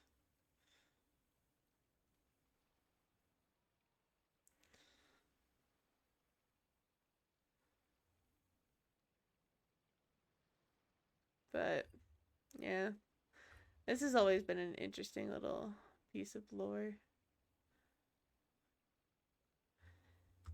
Though also, if we look at the Travail trailer, because I haven't looked at it in a hot minute. We had no time to say goodbye. Yeah. Let me. When the god of war shares this secret with the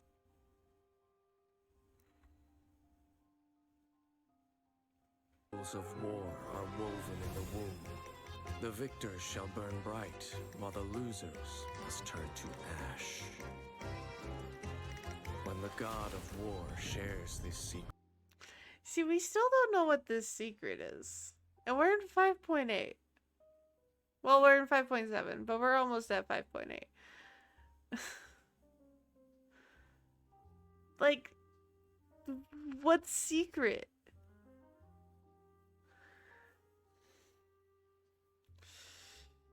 It could have been retconned, but but they had this shit planned out.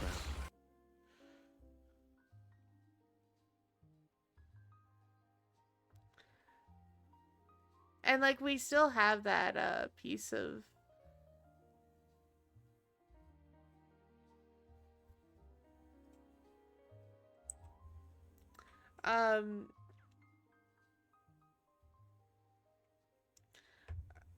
like we still have that piece of the gem still blocked out, don't we?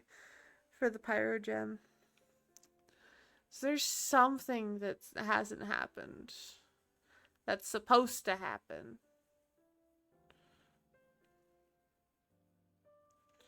Granted, a lot of things in this Travail trailer look a little weird even after completing it, like with after by their god. The god of wisdom's enemy is wisdom itself, and the oasis of knowledge is a mirage in the desert of ignorance.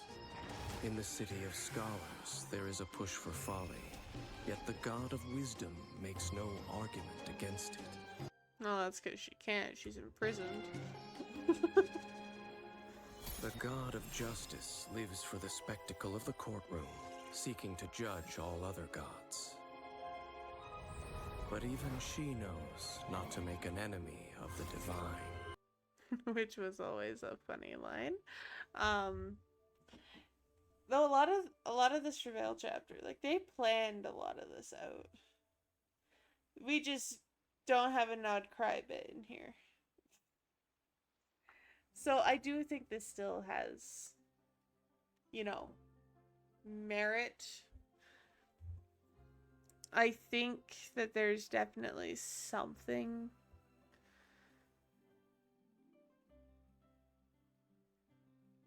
that we're missing with Natlan still. I don't think it's going to be revealed to us with 5.8 though. So it might be something that's revealed later in attribution to likely the fact that Moeka still has her gnosis. And it seems like the Sarita's plan needs all of the gnoses. So who knows? Who knows what the plan is there?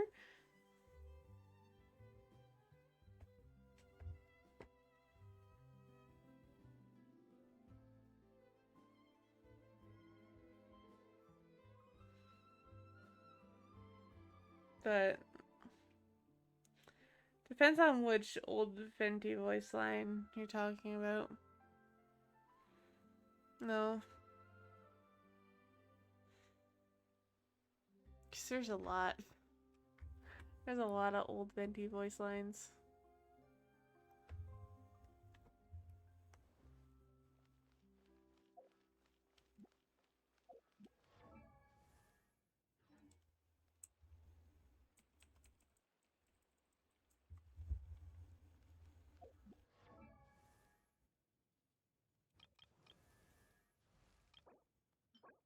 But like, Ow! Where did that come from?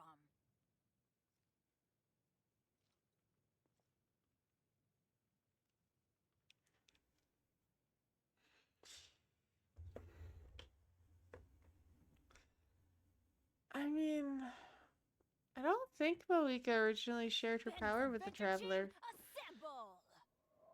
At what point would she... Or not.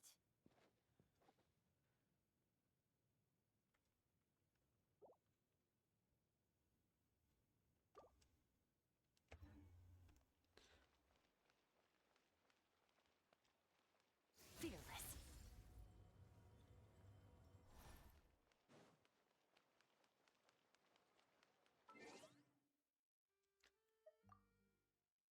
Let's go into the main account where I have a bunch more stuff unlocked.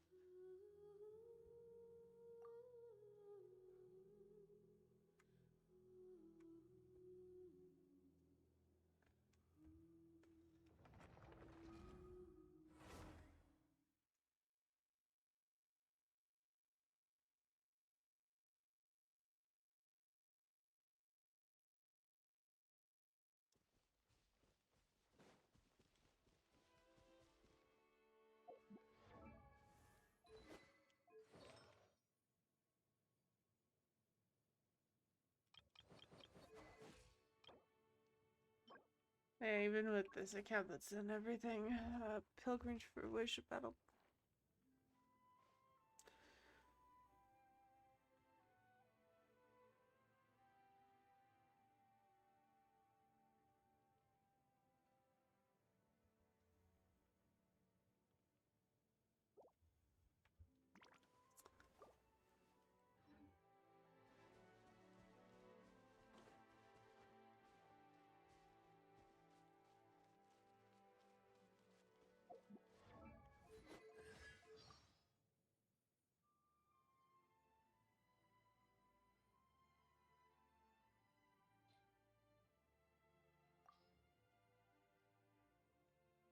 Oh, look, I can now read all of these.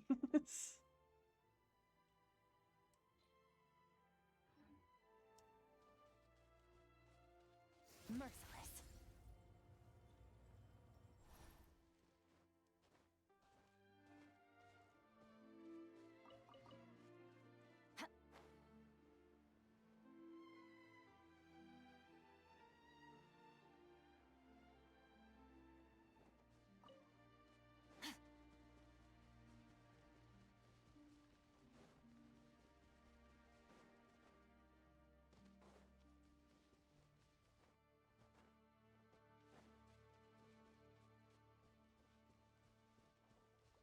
Merciless.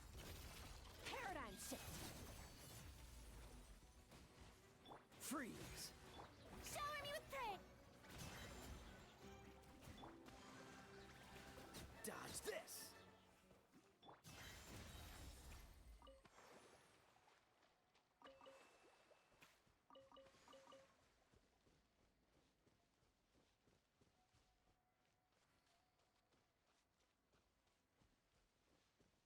Merciless.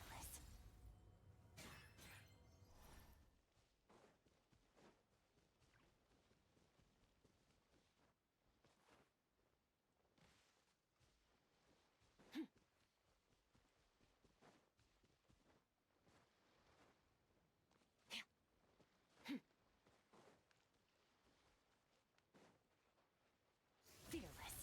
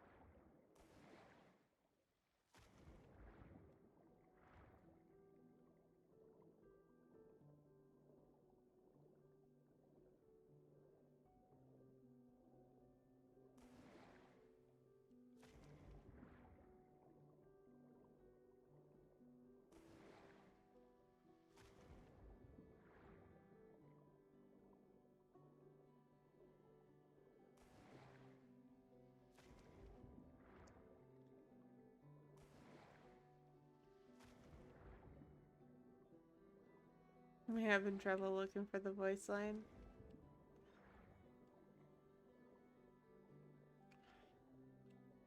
Was the voice line in like a quest, or was it one of his character voice lines?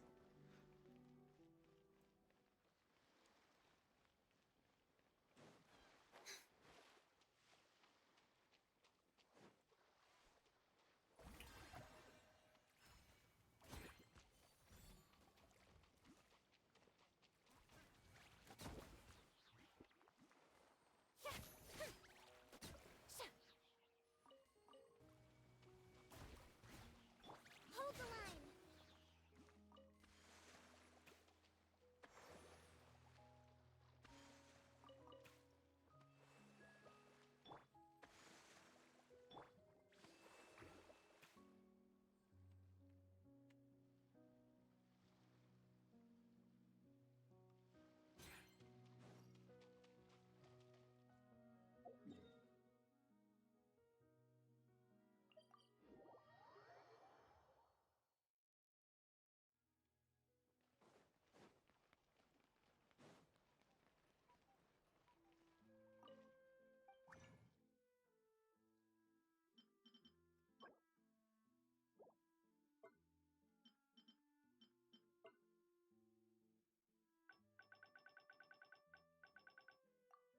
Because I forgot to do this earlier.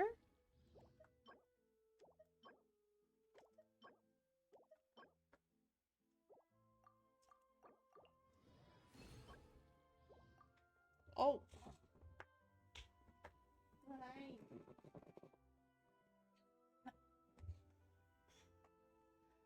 She just throws herself onto me.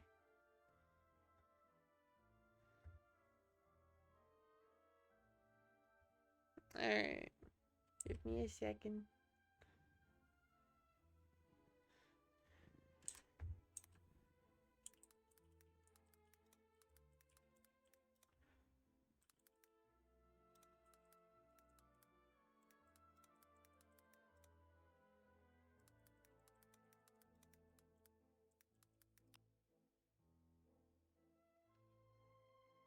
Have you seen?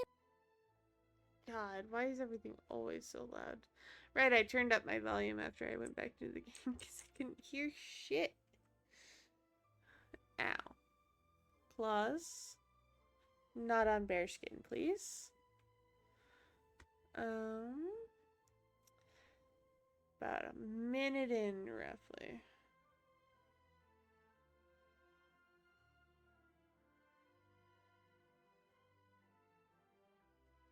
That brawler! I can't believe she transferred all her power to you! Whoa, whoa, whoa, whoa, whoa! You need to protect me! Though she may be the way she is now. I mean, I feel like that's... Well, this is all like pre-release stuff, so they were probably still working some stuff out.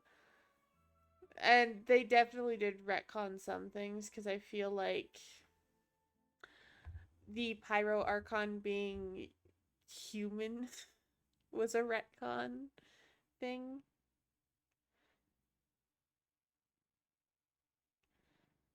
But also we never really knew much about Natlan to begin with, which allowed them to retcon stuff that was originally in the idea, but they chose not to do at the end.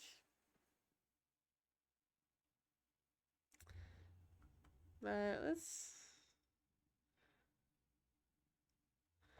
see.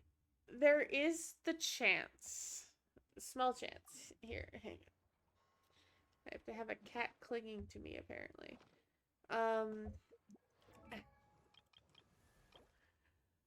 There's a small chance that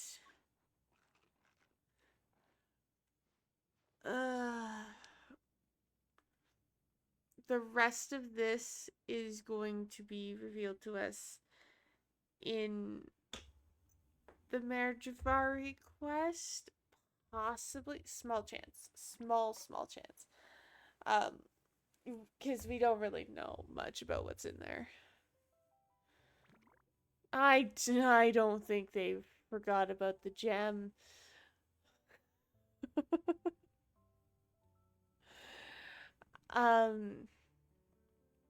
Because this is such a huge thing and people cling to these. This is not something you just forget about. But there is a chance that we're gonna get a huge lore drop with Merjavari. We know this. Obviously, it's gonna happen.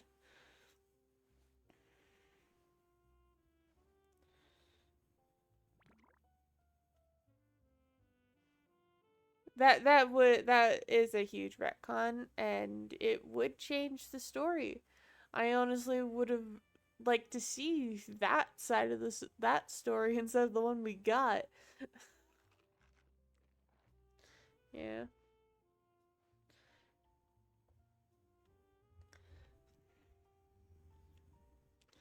It would change the story a lot. Like, a lot.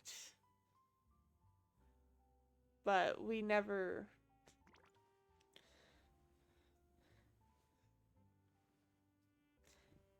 Excuse me, why are you trying to eat my hair? No.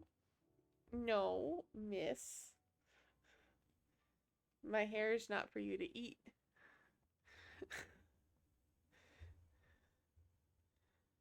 Yeah, I do think that transferring power definitely suggests that Mawika was meant to die. And it would have been the better story. It would have been instead of what we got. Am I still salty about it? Yes. is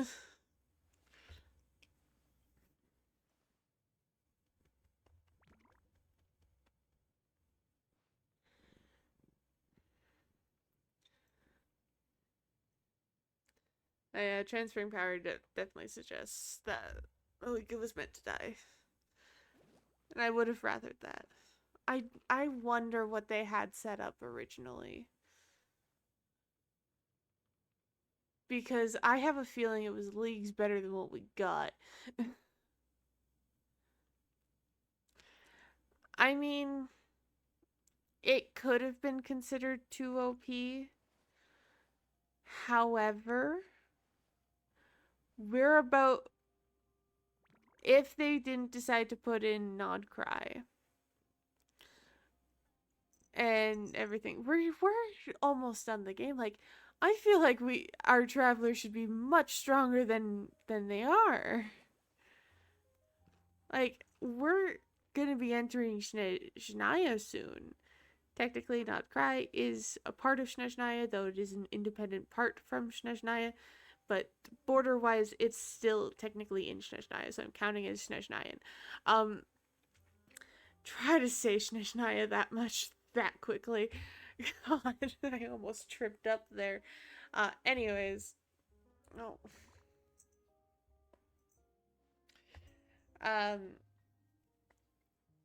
But like, we're about to go into the Tsaritsa's territory. We should get stronger. That's how things work, isn't it? I mean, it's how most stories go.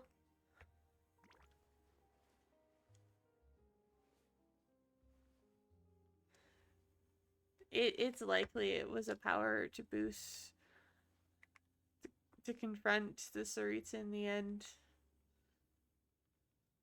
But yeah, we'll never know what they were going to do, because why would we?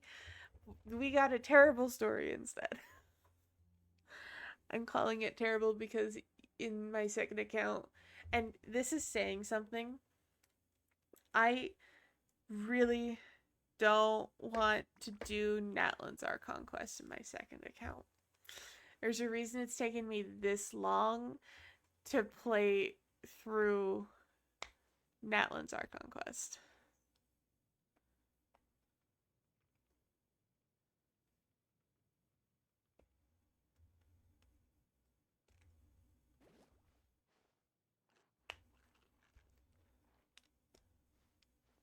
Yeah, it's likely they intended us to get Pyro from Moeka, but instead we got Pyro from the Lord of the Night. She's just eating. Which I feel like is a worse way to go about that, but you know what? Do what you want.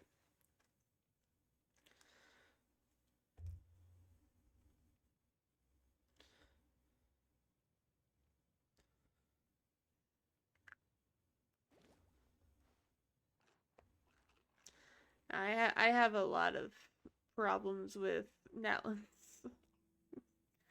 storyline. It's a mess. But I feel like Natlan had the most retconning for its story, and then they had to scramble to get a cohesive story together after they had retconned it.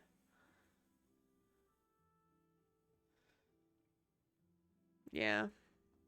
It does make more sense than what we got, but no, we don't get that. We get a lackluster story now. I would have loved to see what the original story was for Natlan, because I feel like it would have been leagues better than what it is now.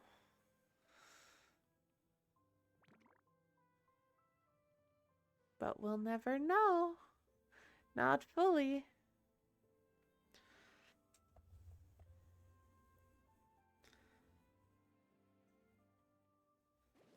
Yeah, she was. She was meant to die at the end. That's...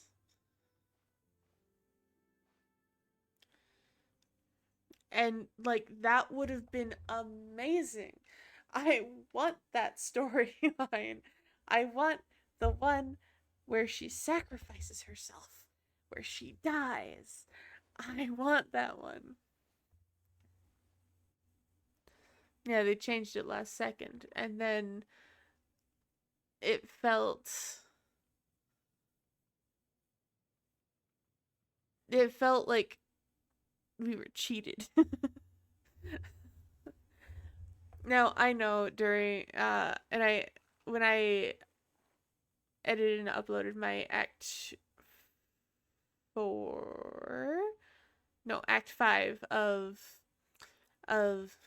Act 5, God.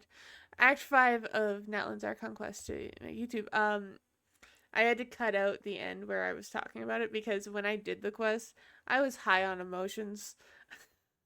I glazed the quest so much, but as time has passed, I've hated it. As time has passed and I've actually processed the entirety of the quest, and I'm not high on emotions, I hated it.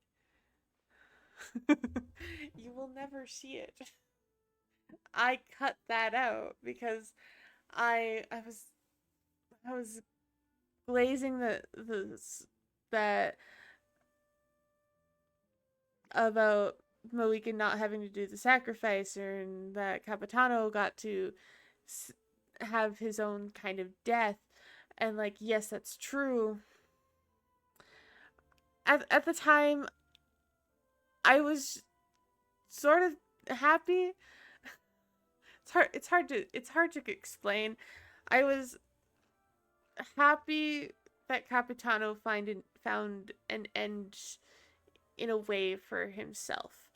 I was happy that, like, it seemed to have a, like, good conclusion. However, now after I've had time to process everything, I look at the quest and I look at how, yes, Capitano received an end, that the only kind of end he could have received, with what we know. But we lost out on Moika dying, and we lost out on actual consequences. Because when I look back at the quest now, I see that there's just no consequences.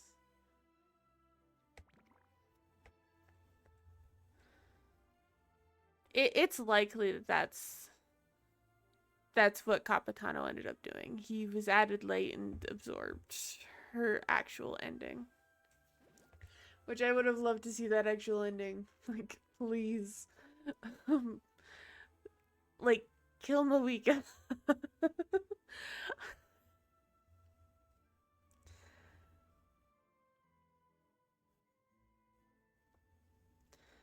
But yeah, I glazed it a bit. Cause, like, I was a little high on emotions. Cause, yes, the quest made me feel things. But I got over those feelings actually pretty quickly. Now, what I would love to see a quest do is not make me move on really quickly. Like, Fontaine's Archon Quest? I didn't move on from that for fucking days. Natlan moved on within, like, a day. Because quite literally the day after was when I started spouting all of my dislikes of the quest. Because that's when I actually let my emotions calm down and I looked at the quest objectively and I was like, this is bad storytelling.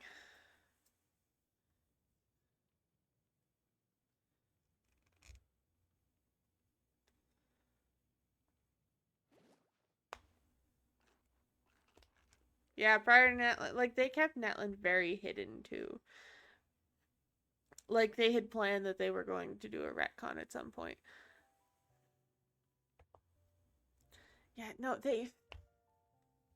it's such a mess.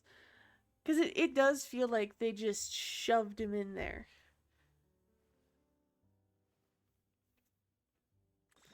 And with the fact that the Gnosis was hardly an issue in Natlan, where it's been a huge issue in every other region, it was hardly an issue in Natlan.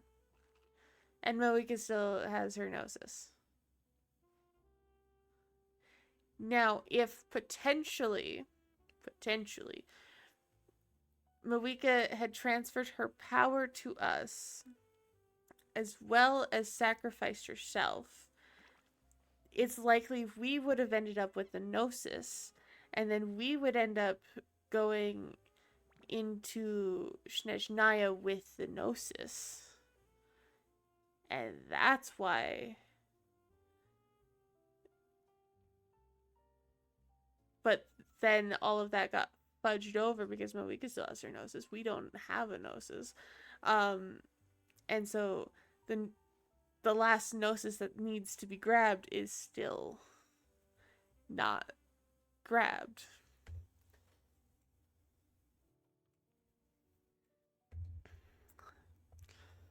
Yeah, it's such it's a mess.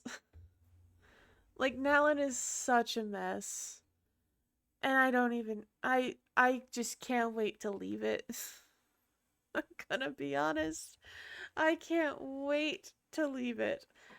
I think since 5.3 I've been wanting to leave Nalin.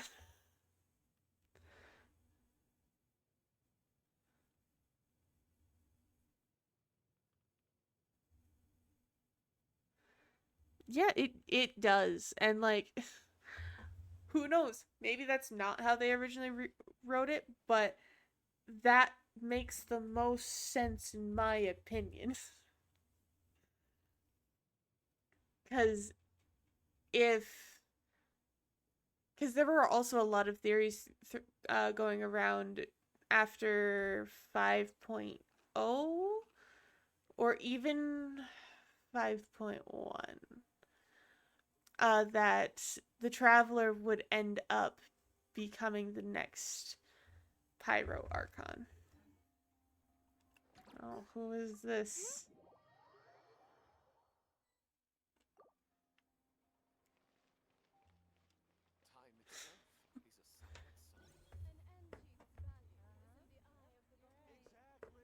Is this someone on my friends list? It is.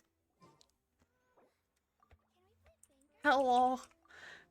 But yeah, I feel like it would have been much better if they didn't rewrite it. Being too popular can be such a hassle. Who knew the people would adore me so much? This person checks in on my characters.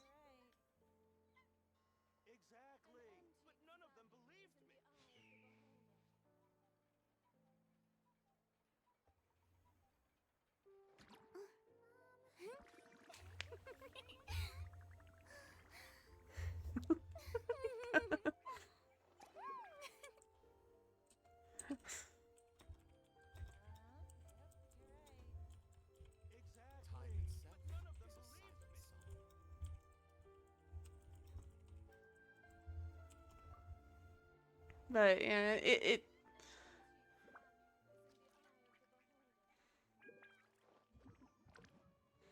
why do you want me to village D-Luke? I still have a lot to do at the guild. How about you take a rest while I go back?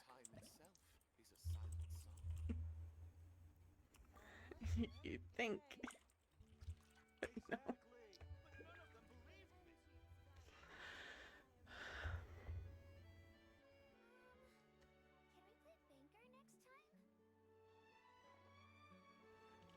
Tea parties are a must for the well-mannered.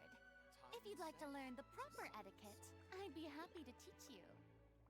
Yeah, honestly, if they had done what I just spouted about Moika dying, giving her powers to Traveler, Guess we can rest a bit. giving the Gnosis to Traveler, Traveler becoming a sort of like the next Pyro Archon, and then we go to Snezhnaya with the Gnosis to confront her. That would have been so great. I love this interaction I get from this one person.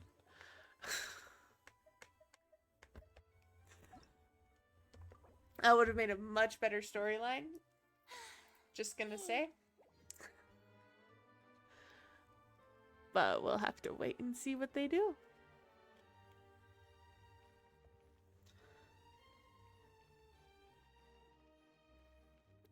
I mean, the person that joined my world literally just went,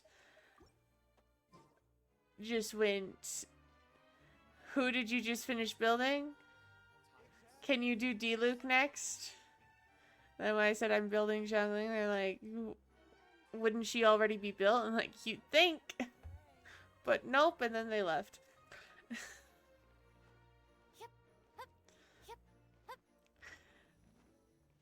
happened a few nights ago, and whenever I changed my signature, they enter my world, and they're like, who'd you build? What character's done? I don't know why.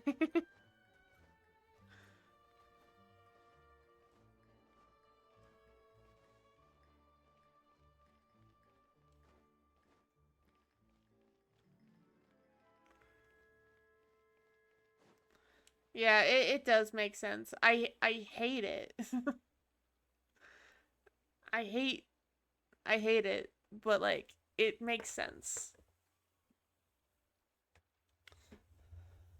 And that's probably something that's probably the reason why it rubs me off the wrong way. The entire quest rubs me the wrong way. Like, it was fine up until Act 5, I'd say. Like, it was pretty boring, Act 1 to 3. 4, it ramped up, and then 5, it fucking plummeted. It went downhill so quick. In quality, in storytelling, and it's just so much stuff. Yeah, 1 to 3 was a lot of filler. It was just boring.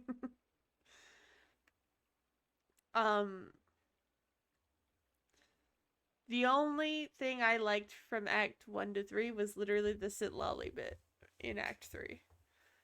But that's because I adore Sitlali. And her overreactions to everything.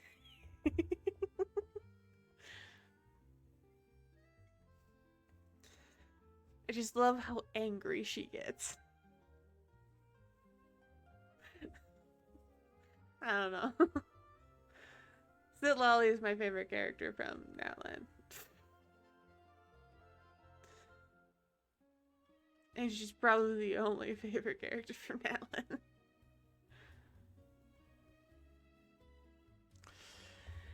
Theories could include... I mean...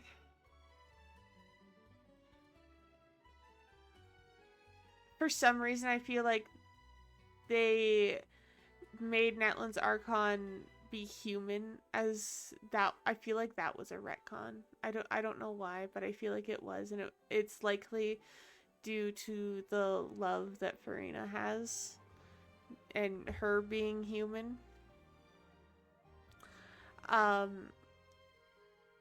So I feel like they rewrote that bit as well.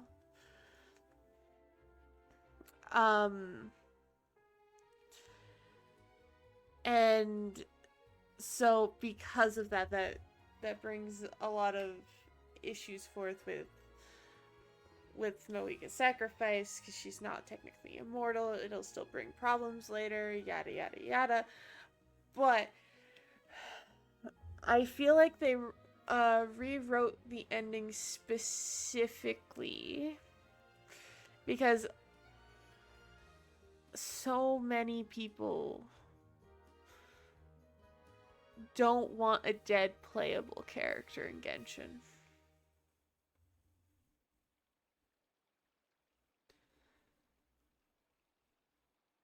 And I think that is the main reason why things get rewritten in this game. Because they are too scared to kill off a playable character in this game specifically. They have no problem doing it in any of their other games. They don't. But for some reason, yeah, I mean, it could be harder to do banner reruns. That's true. But, like, they do it in their other games. I know for a fact Star Rail kills characters. I had shocked Pikachu face, essentially, when one of them died.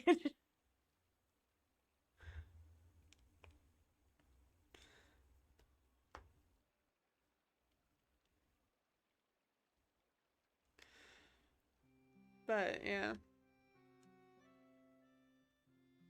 It's playable character. It's a playable character death that I saw. And they also do it in, I know that they do it in Honkai Impact 3rd as well. I've heard about it. Well, they just rerun the character. You still have them in your party. Like, you just rerun the character. They have trials for all the characters. And generally, it's not so event focused for selling characters, I don't think, in Star Rail, because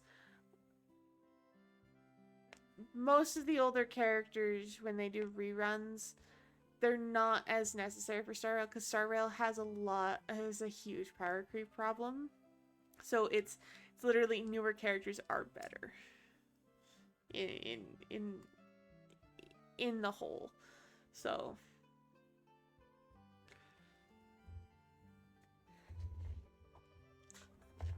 which is why I don't do the end game until I get through all the story.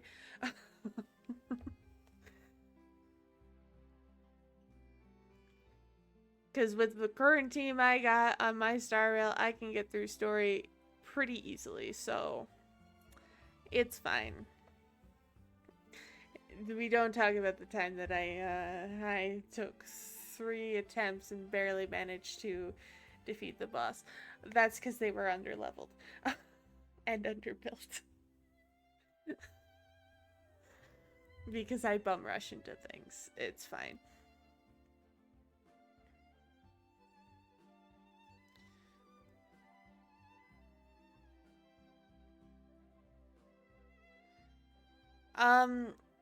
Not entirely, because I think what they've realized is a lot of the player base doesn't know a lot of the lore, because it's not in quests. Something they did state was they were going to do better with presenting the lore, and which is why Nodcry is going to be really heavy in lore. So great for people like me. So it's not hidden in, like, weapon stories. Because if you go into the archive...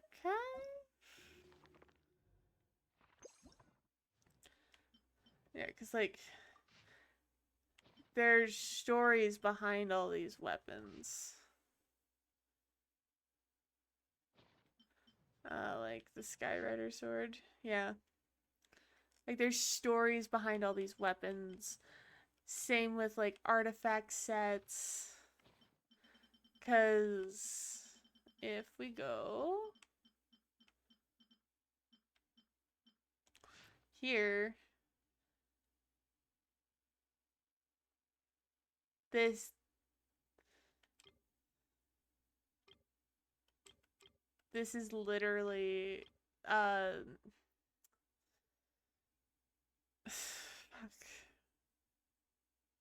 Why do I... Signora. Signora's story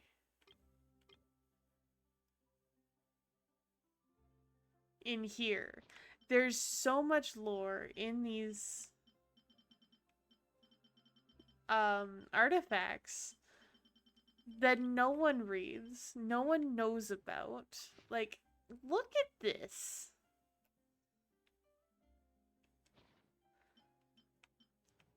Like, there's so much. Yeah, and all the books that no one reads. 'Cause, like, are you kidding me? So, I think they're gonna present more lore in the actual quests instead of hiding it here.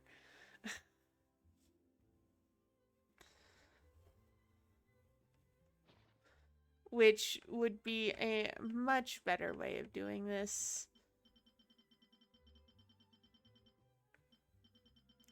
I am curious though.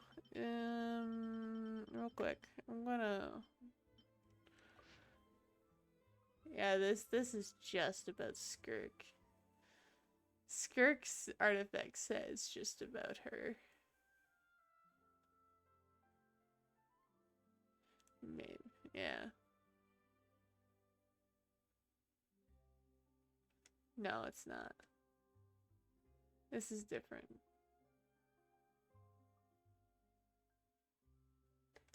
Yeah, no. I need to read that. It could be. Because if the Traveler doesn't have the Gnosis,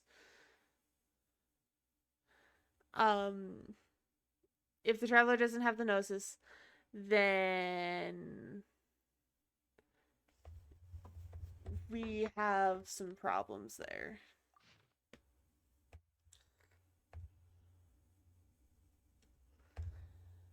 Because it's likely they meant for the Traveler to have the Gnosis by the time they got to Shishnaya. And so that creates a problem in their story. Well, the Cerise is gonna have to get the Gnosis somehow. So we're likely gonna have... Yeah, no, it wasn't talked about at the end. Like, it's... Yeah, nothing was talked about it. And it bothers me so much. It does. Well, because, like, I don't think we're gonna get anything in 5.8 concerning the Gnosis. So, it is entirely possible we will have to go back to Natlan at some point. Like, I know Marriage of Ari is being released in segments. So, and Marriage of Ari is technically a part of Natlan. So, maybe somewhere in those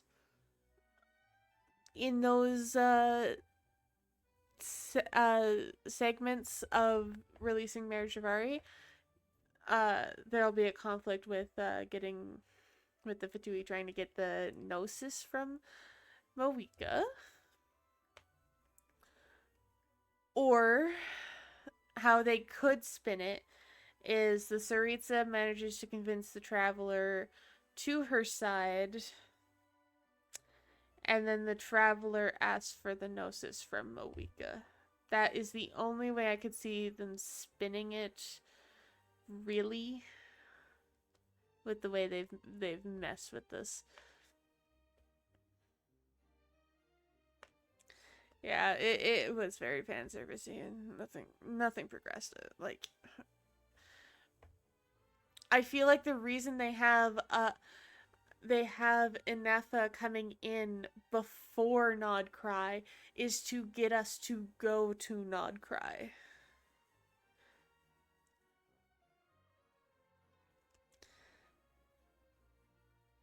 Especially with the tone that the quest is already taking.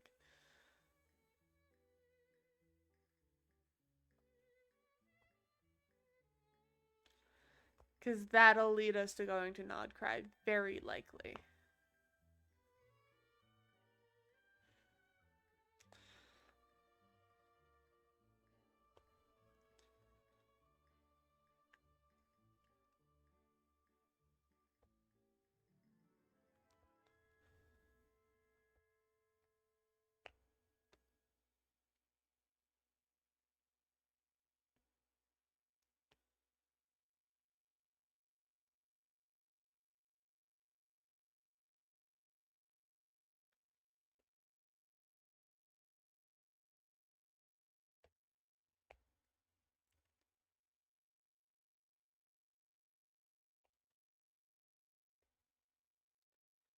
Yeah, we were worried about the Gnosis in Liyue, Inazuma, Sumeru, Fontaine. And, like, we knew that Moika had it. And Capitano tried to take it.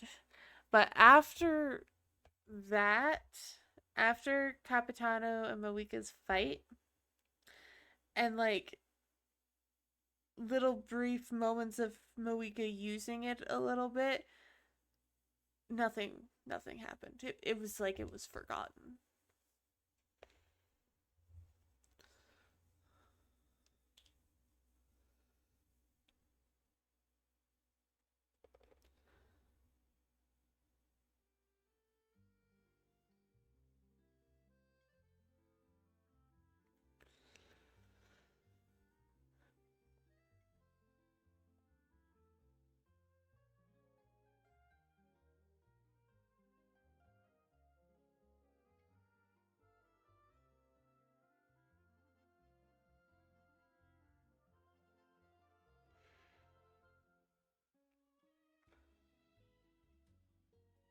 Yeah, honestly. I would have. I want to know what the original version was as well, especially for Natlin. Because, like, Natlin's stories felt very, very off. And it's no surprise that when we left Natlin and went to Mondstadt for paralogism, or however the fuck you pronounce that, you know, no, not this.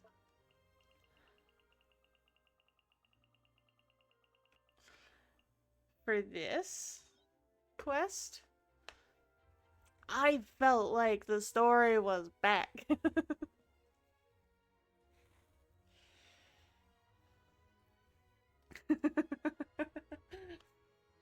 I mean, my original glazing was literally being like, glad Capitano was given an ending that would have that satisfied him in a way and allowed him to let go of all of the souls he had been carrying.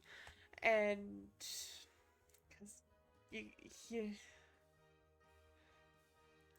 it wasn't a satisfaction with killing the dragon. It was just, it was, I was just high off of the emotions that people survived. And I think because my brain really went in a weird direction at the very end of that quest when we saw Roron before Capitano, because Roron just led him there, but my brain went into a weird spot, so I was just glad that people survived. But yeah, now I'm just like, oh wow, what happened? Oh no, great, thank you. It the story's awful. Yeah.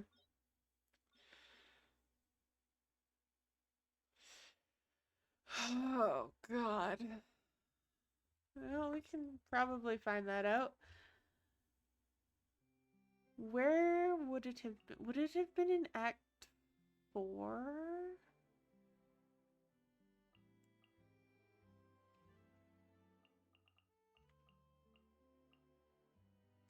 Somewhere?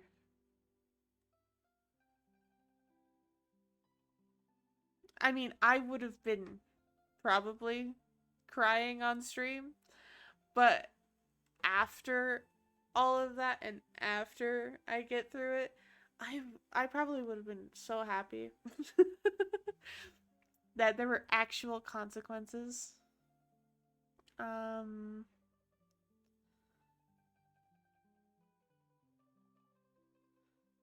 Let me see. It's not gonna be here, is it? Oh, wait. No. That's Lord of the Night.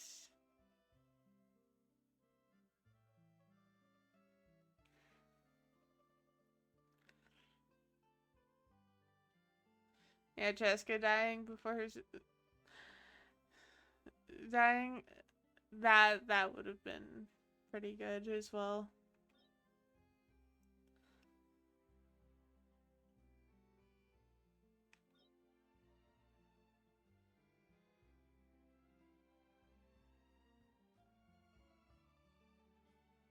Is this it? This is during the onslaught of the abyss.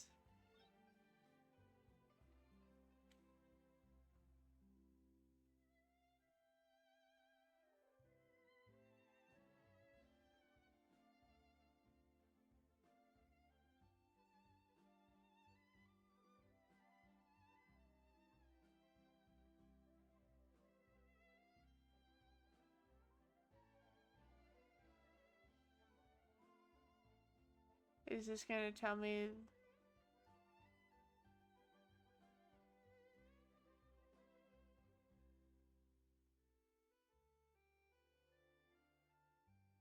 No.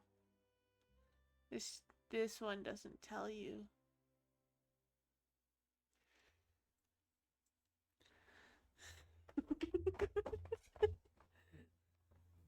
Yeah. They do. Yeah. Yeah, we're gonna search this.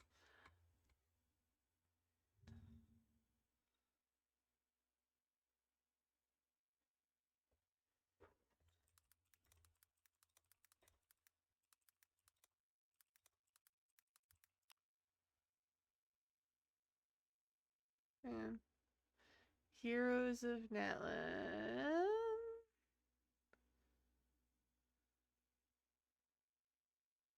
These would have been, yeah, this is it.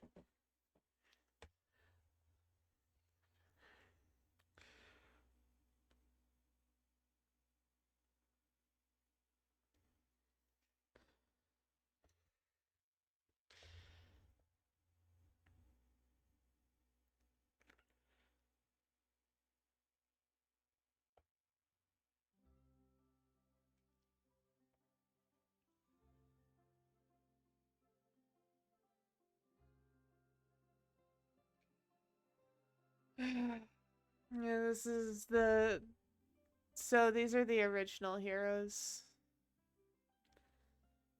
Yeah, we saw Tupac in the quest when we were saving Kachina.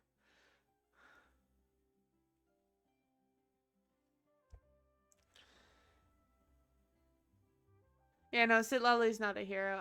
The hero from the Masters of the Nightwind was Auroron from Sanhaj, who we do get a bit of more lore on, which we got in an event, and so we.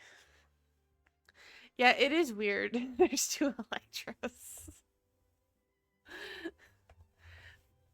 Yeah, I mean, maybe they didn't do it because Citlali is older, but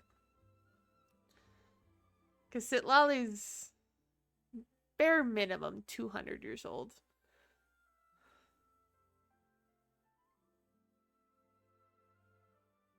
And they had set it up that the Masters of the Nightwind hadn't the ancient name hadn't like signified to what they needed it to be.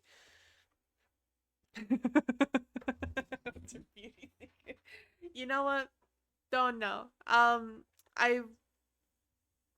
want to know if I'm gonna have to look at her character story and her voice lines to see if I can get an answer as to why she is why she's long lived. Because like it's never explained to us.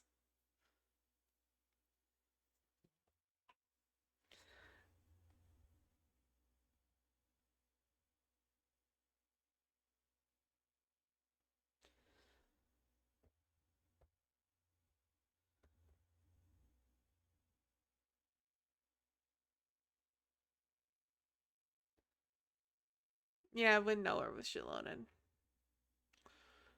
Some could argue that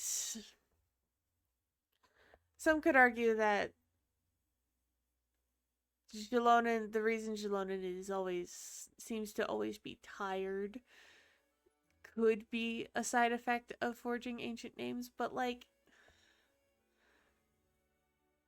that doesn't just. It's like with Baiju, but with Baiju we actually see some of the effects. Hit him. Yeah, that's true. Isn't that any?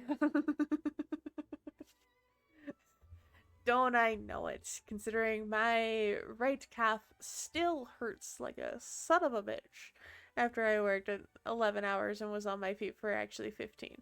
But you know, it's fine. I may have done something really bad to my calves to be on my feet for so long. Anyways, enough of me.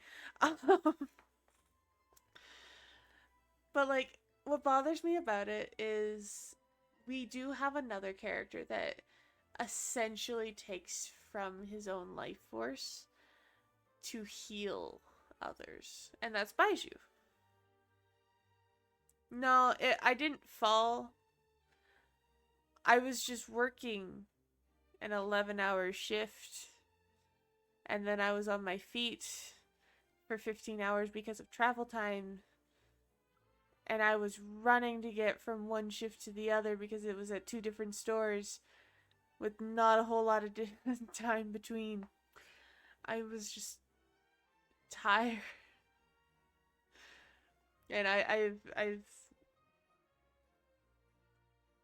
walking has been hurting a little, but it's fine.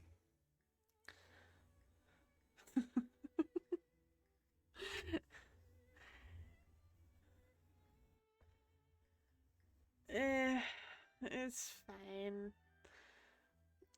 I worked at a store that I don't normally work at and does not provide the best transit routes.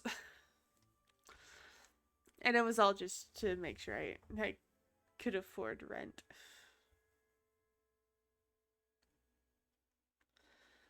But yeah.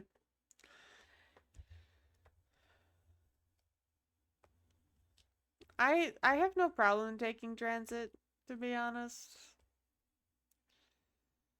Because transit's very accessible here for the most part, unless you're going to a specific area of the city.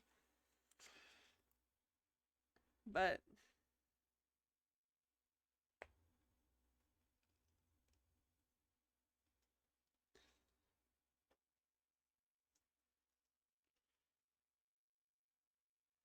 oh, what?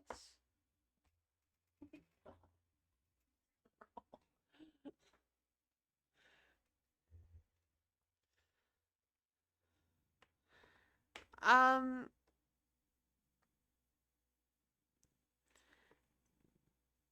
if not die, am I bothering you? If not die, then show some form of weakness with having her life force taken from her by forging the ancient name.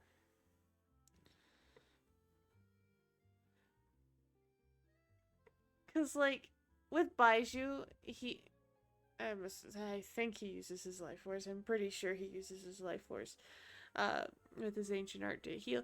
He literally coughs when you run with him because he's taking away his own life force. He's making himself sick. Yeah, it does put more pressure on Traveler if we witness people making sacrifices for us. And that is a weight that we should have, but we don't. This game has no consequences. That's. I thought it would have given us some consequences with Act 4, after Act 4, but nope. No consequences. Consequences be damned.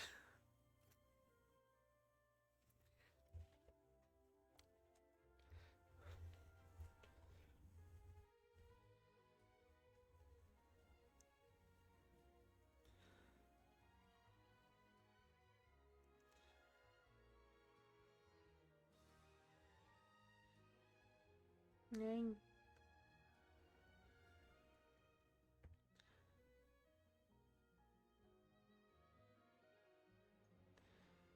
That would have been so impactful.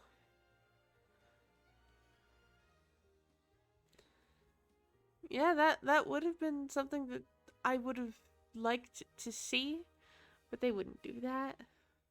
I mean, yes, the number changes depending on how long you take. Because for me, if we go to that specific area of Natlan, which is this.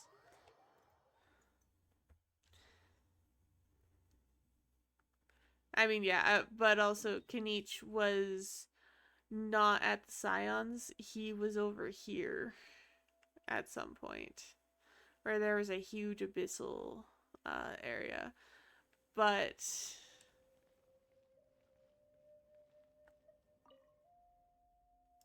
yeah, like for my number, it's 1987.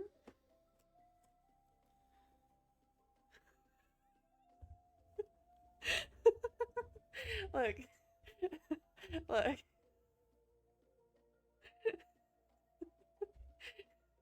It should strike you as even more odd because I've only done that quest once. I remember the weirdest things. I catalog the weirdest things. Yeah, Scions of the Canopy was overwhelmed pretty quickly. But so was the People of the Springs. Because People of the Springs, it was overcome pretty quickly, and their last stand was like over here. God damn it. Medusa, you're making this hard. Was like over here, but a lot of this was corrupted really quickly as well. It was really just Children of Echoes that managed to hold on very easily. And possibly over here as well, but you know, don't really know much about that, I don't think.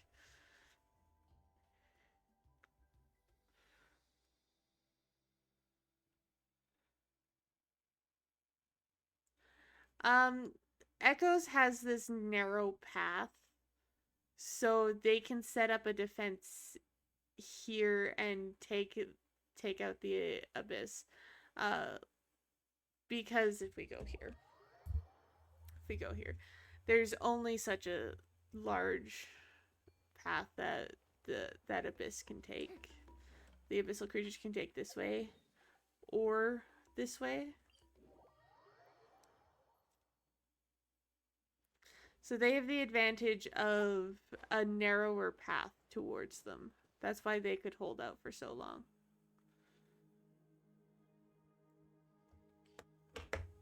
Can I put you back on the floor?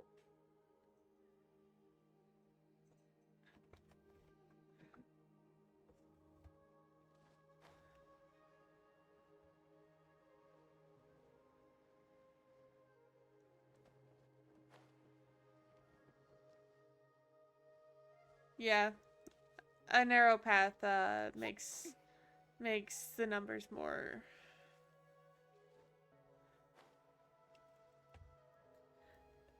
useless. Because if you look at this path here, like, what abyssal creatures getting through this very easily? And this is from one end. And then the other end is over here. And even if we went all the way over here, which is unlikely for the abyss to enter from this side, but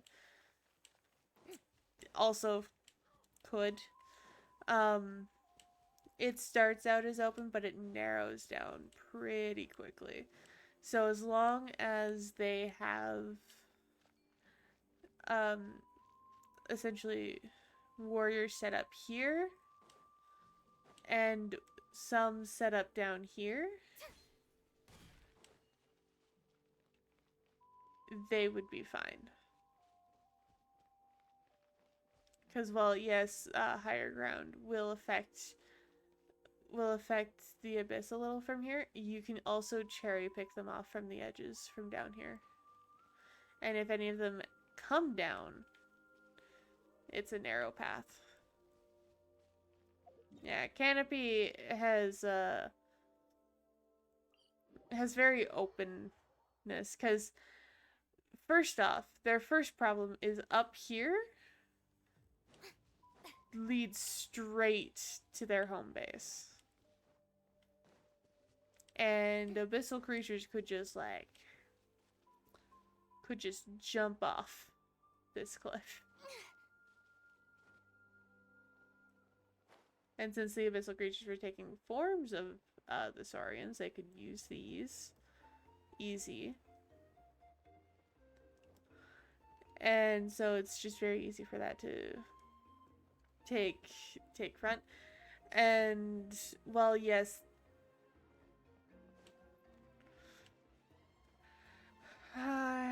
that one I don't remember too much of.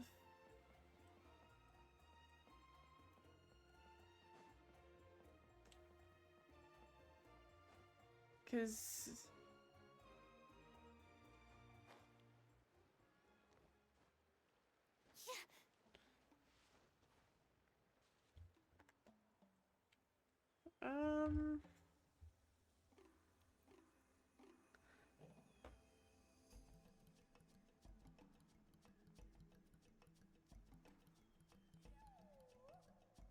when was Masters of the Night Wind released during this? It had to be. During 5.1?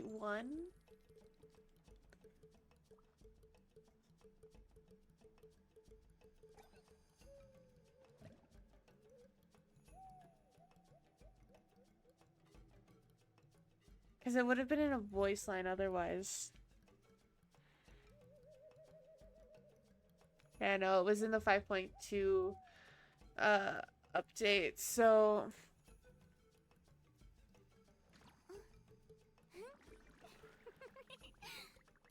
yeah, it is generally harder to subdue. And while the Scions has its advantages from being up here, it also has its disadvantages with a very open plain being right above them.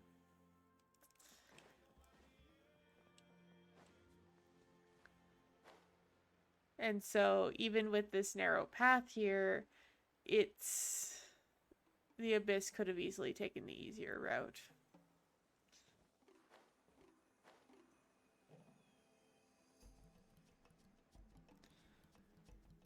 I'm on Act 4 on my second account. I will do it not tonight. Just because of how late it is. But I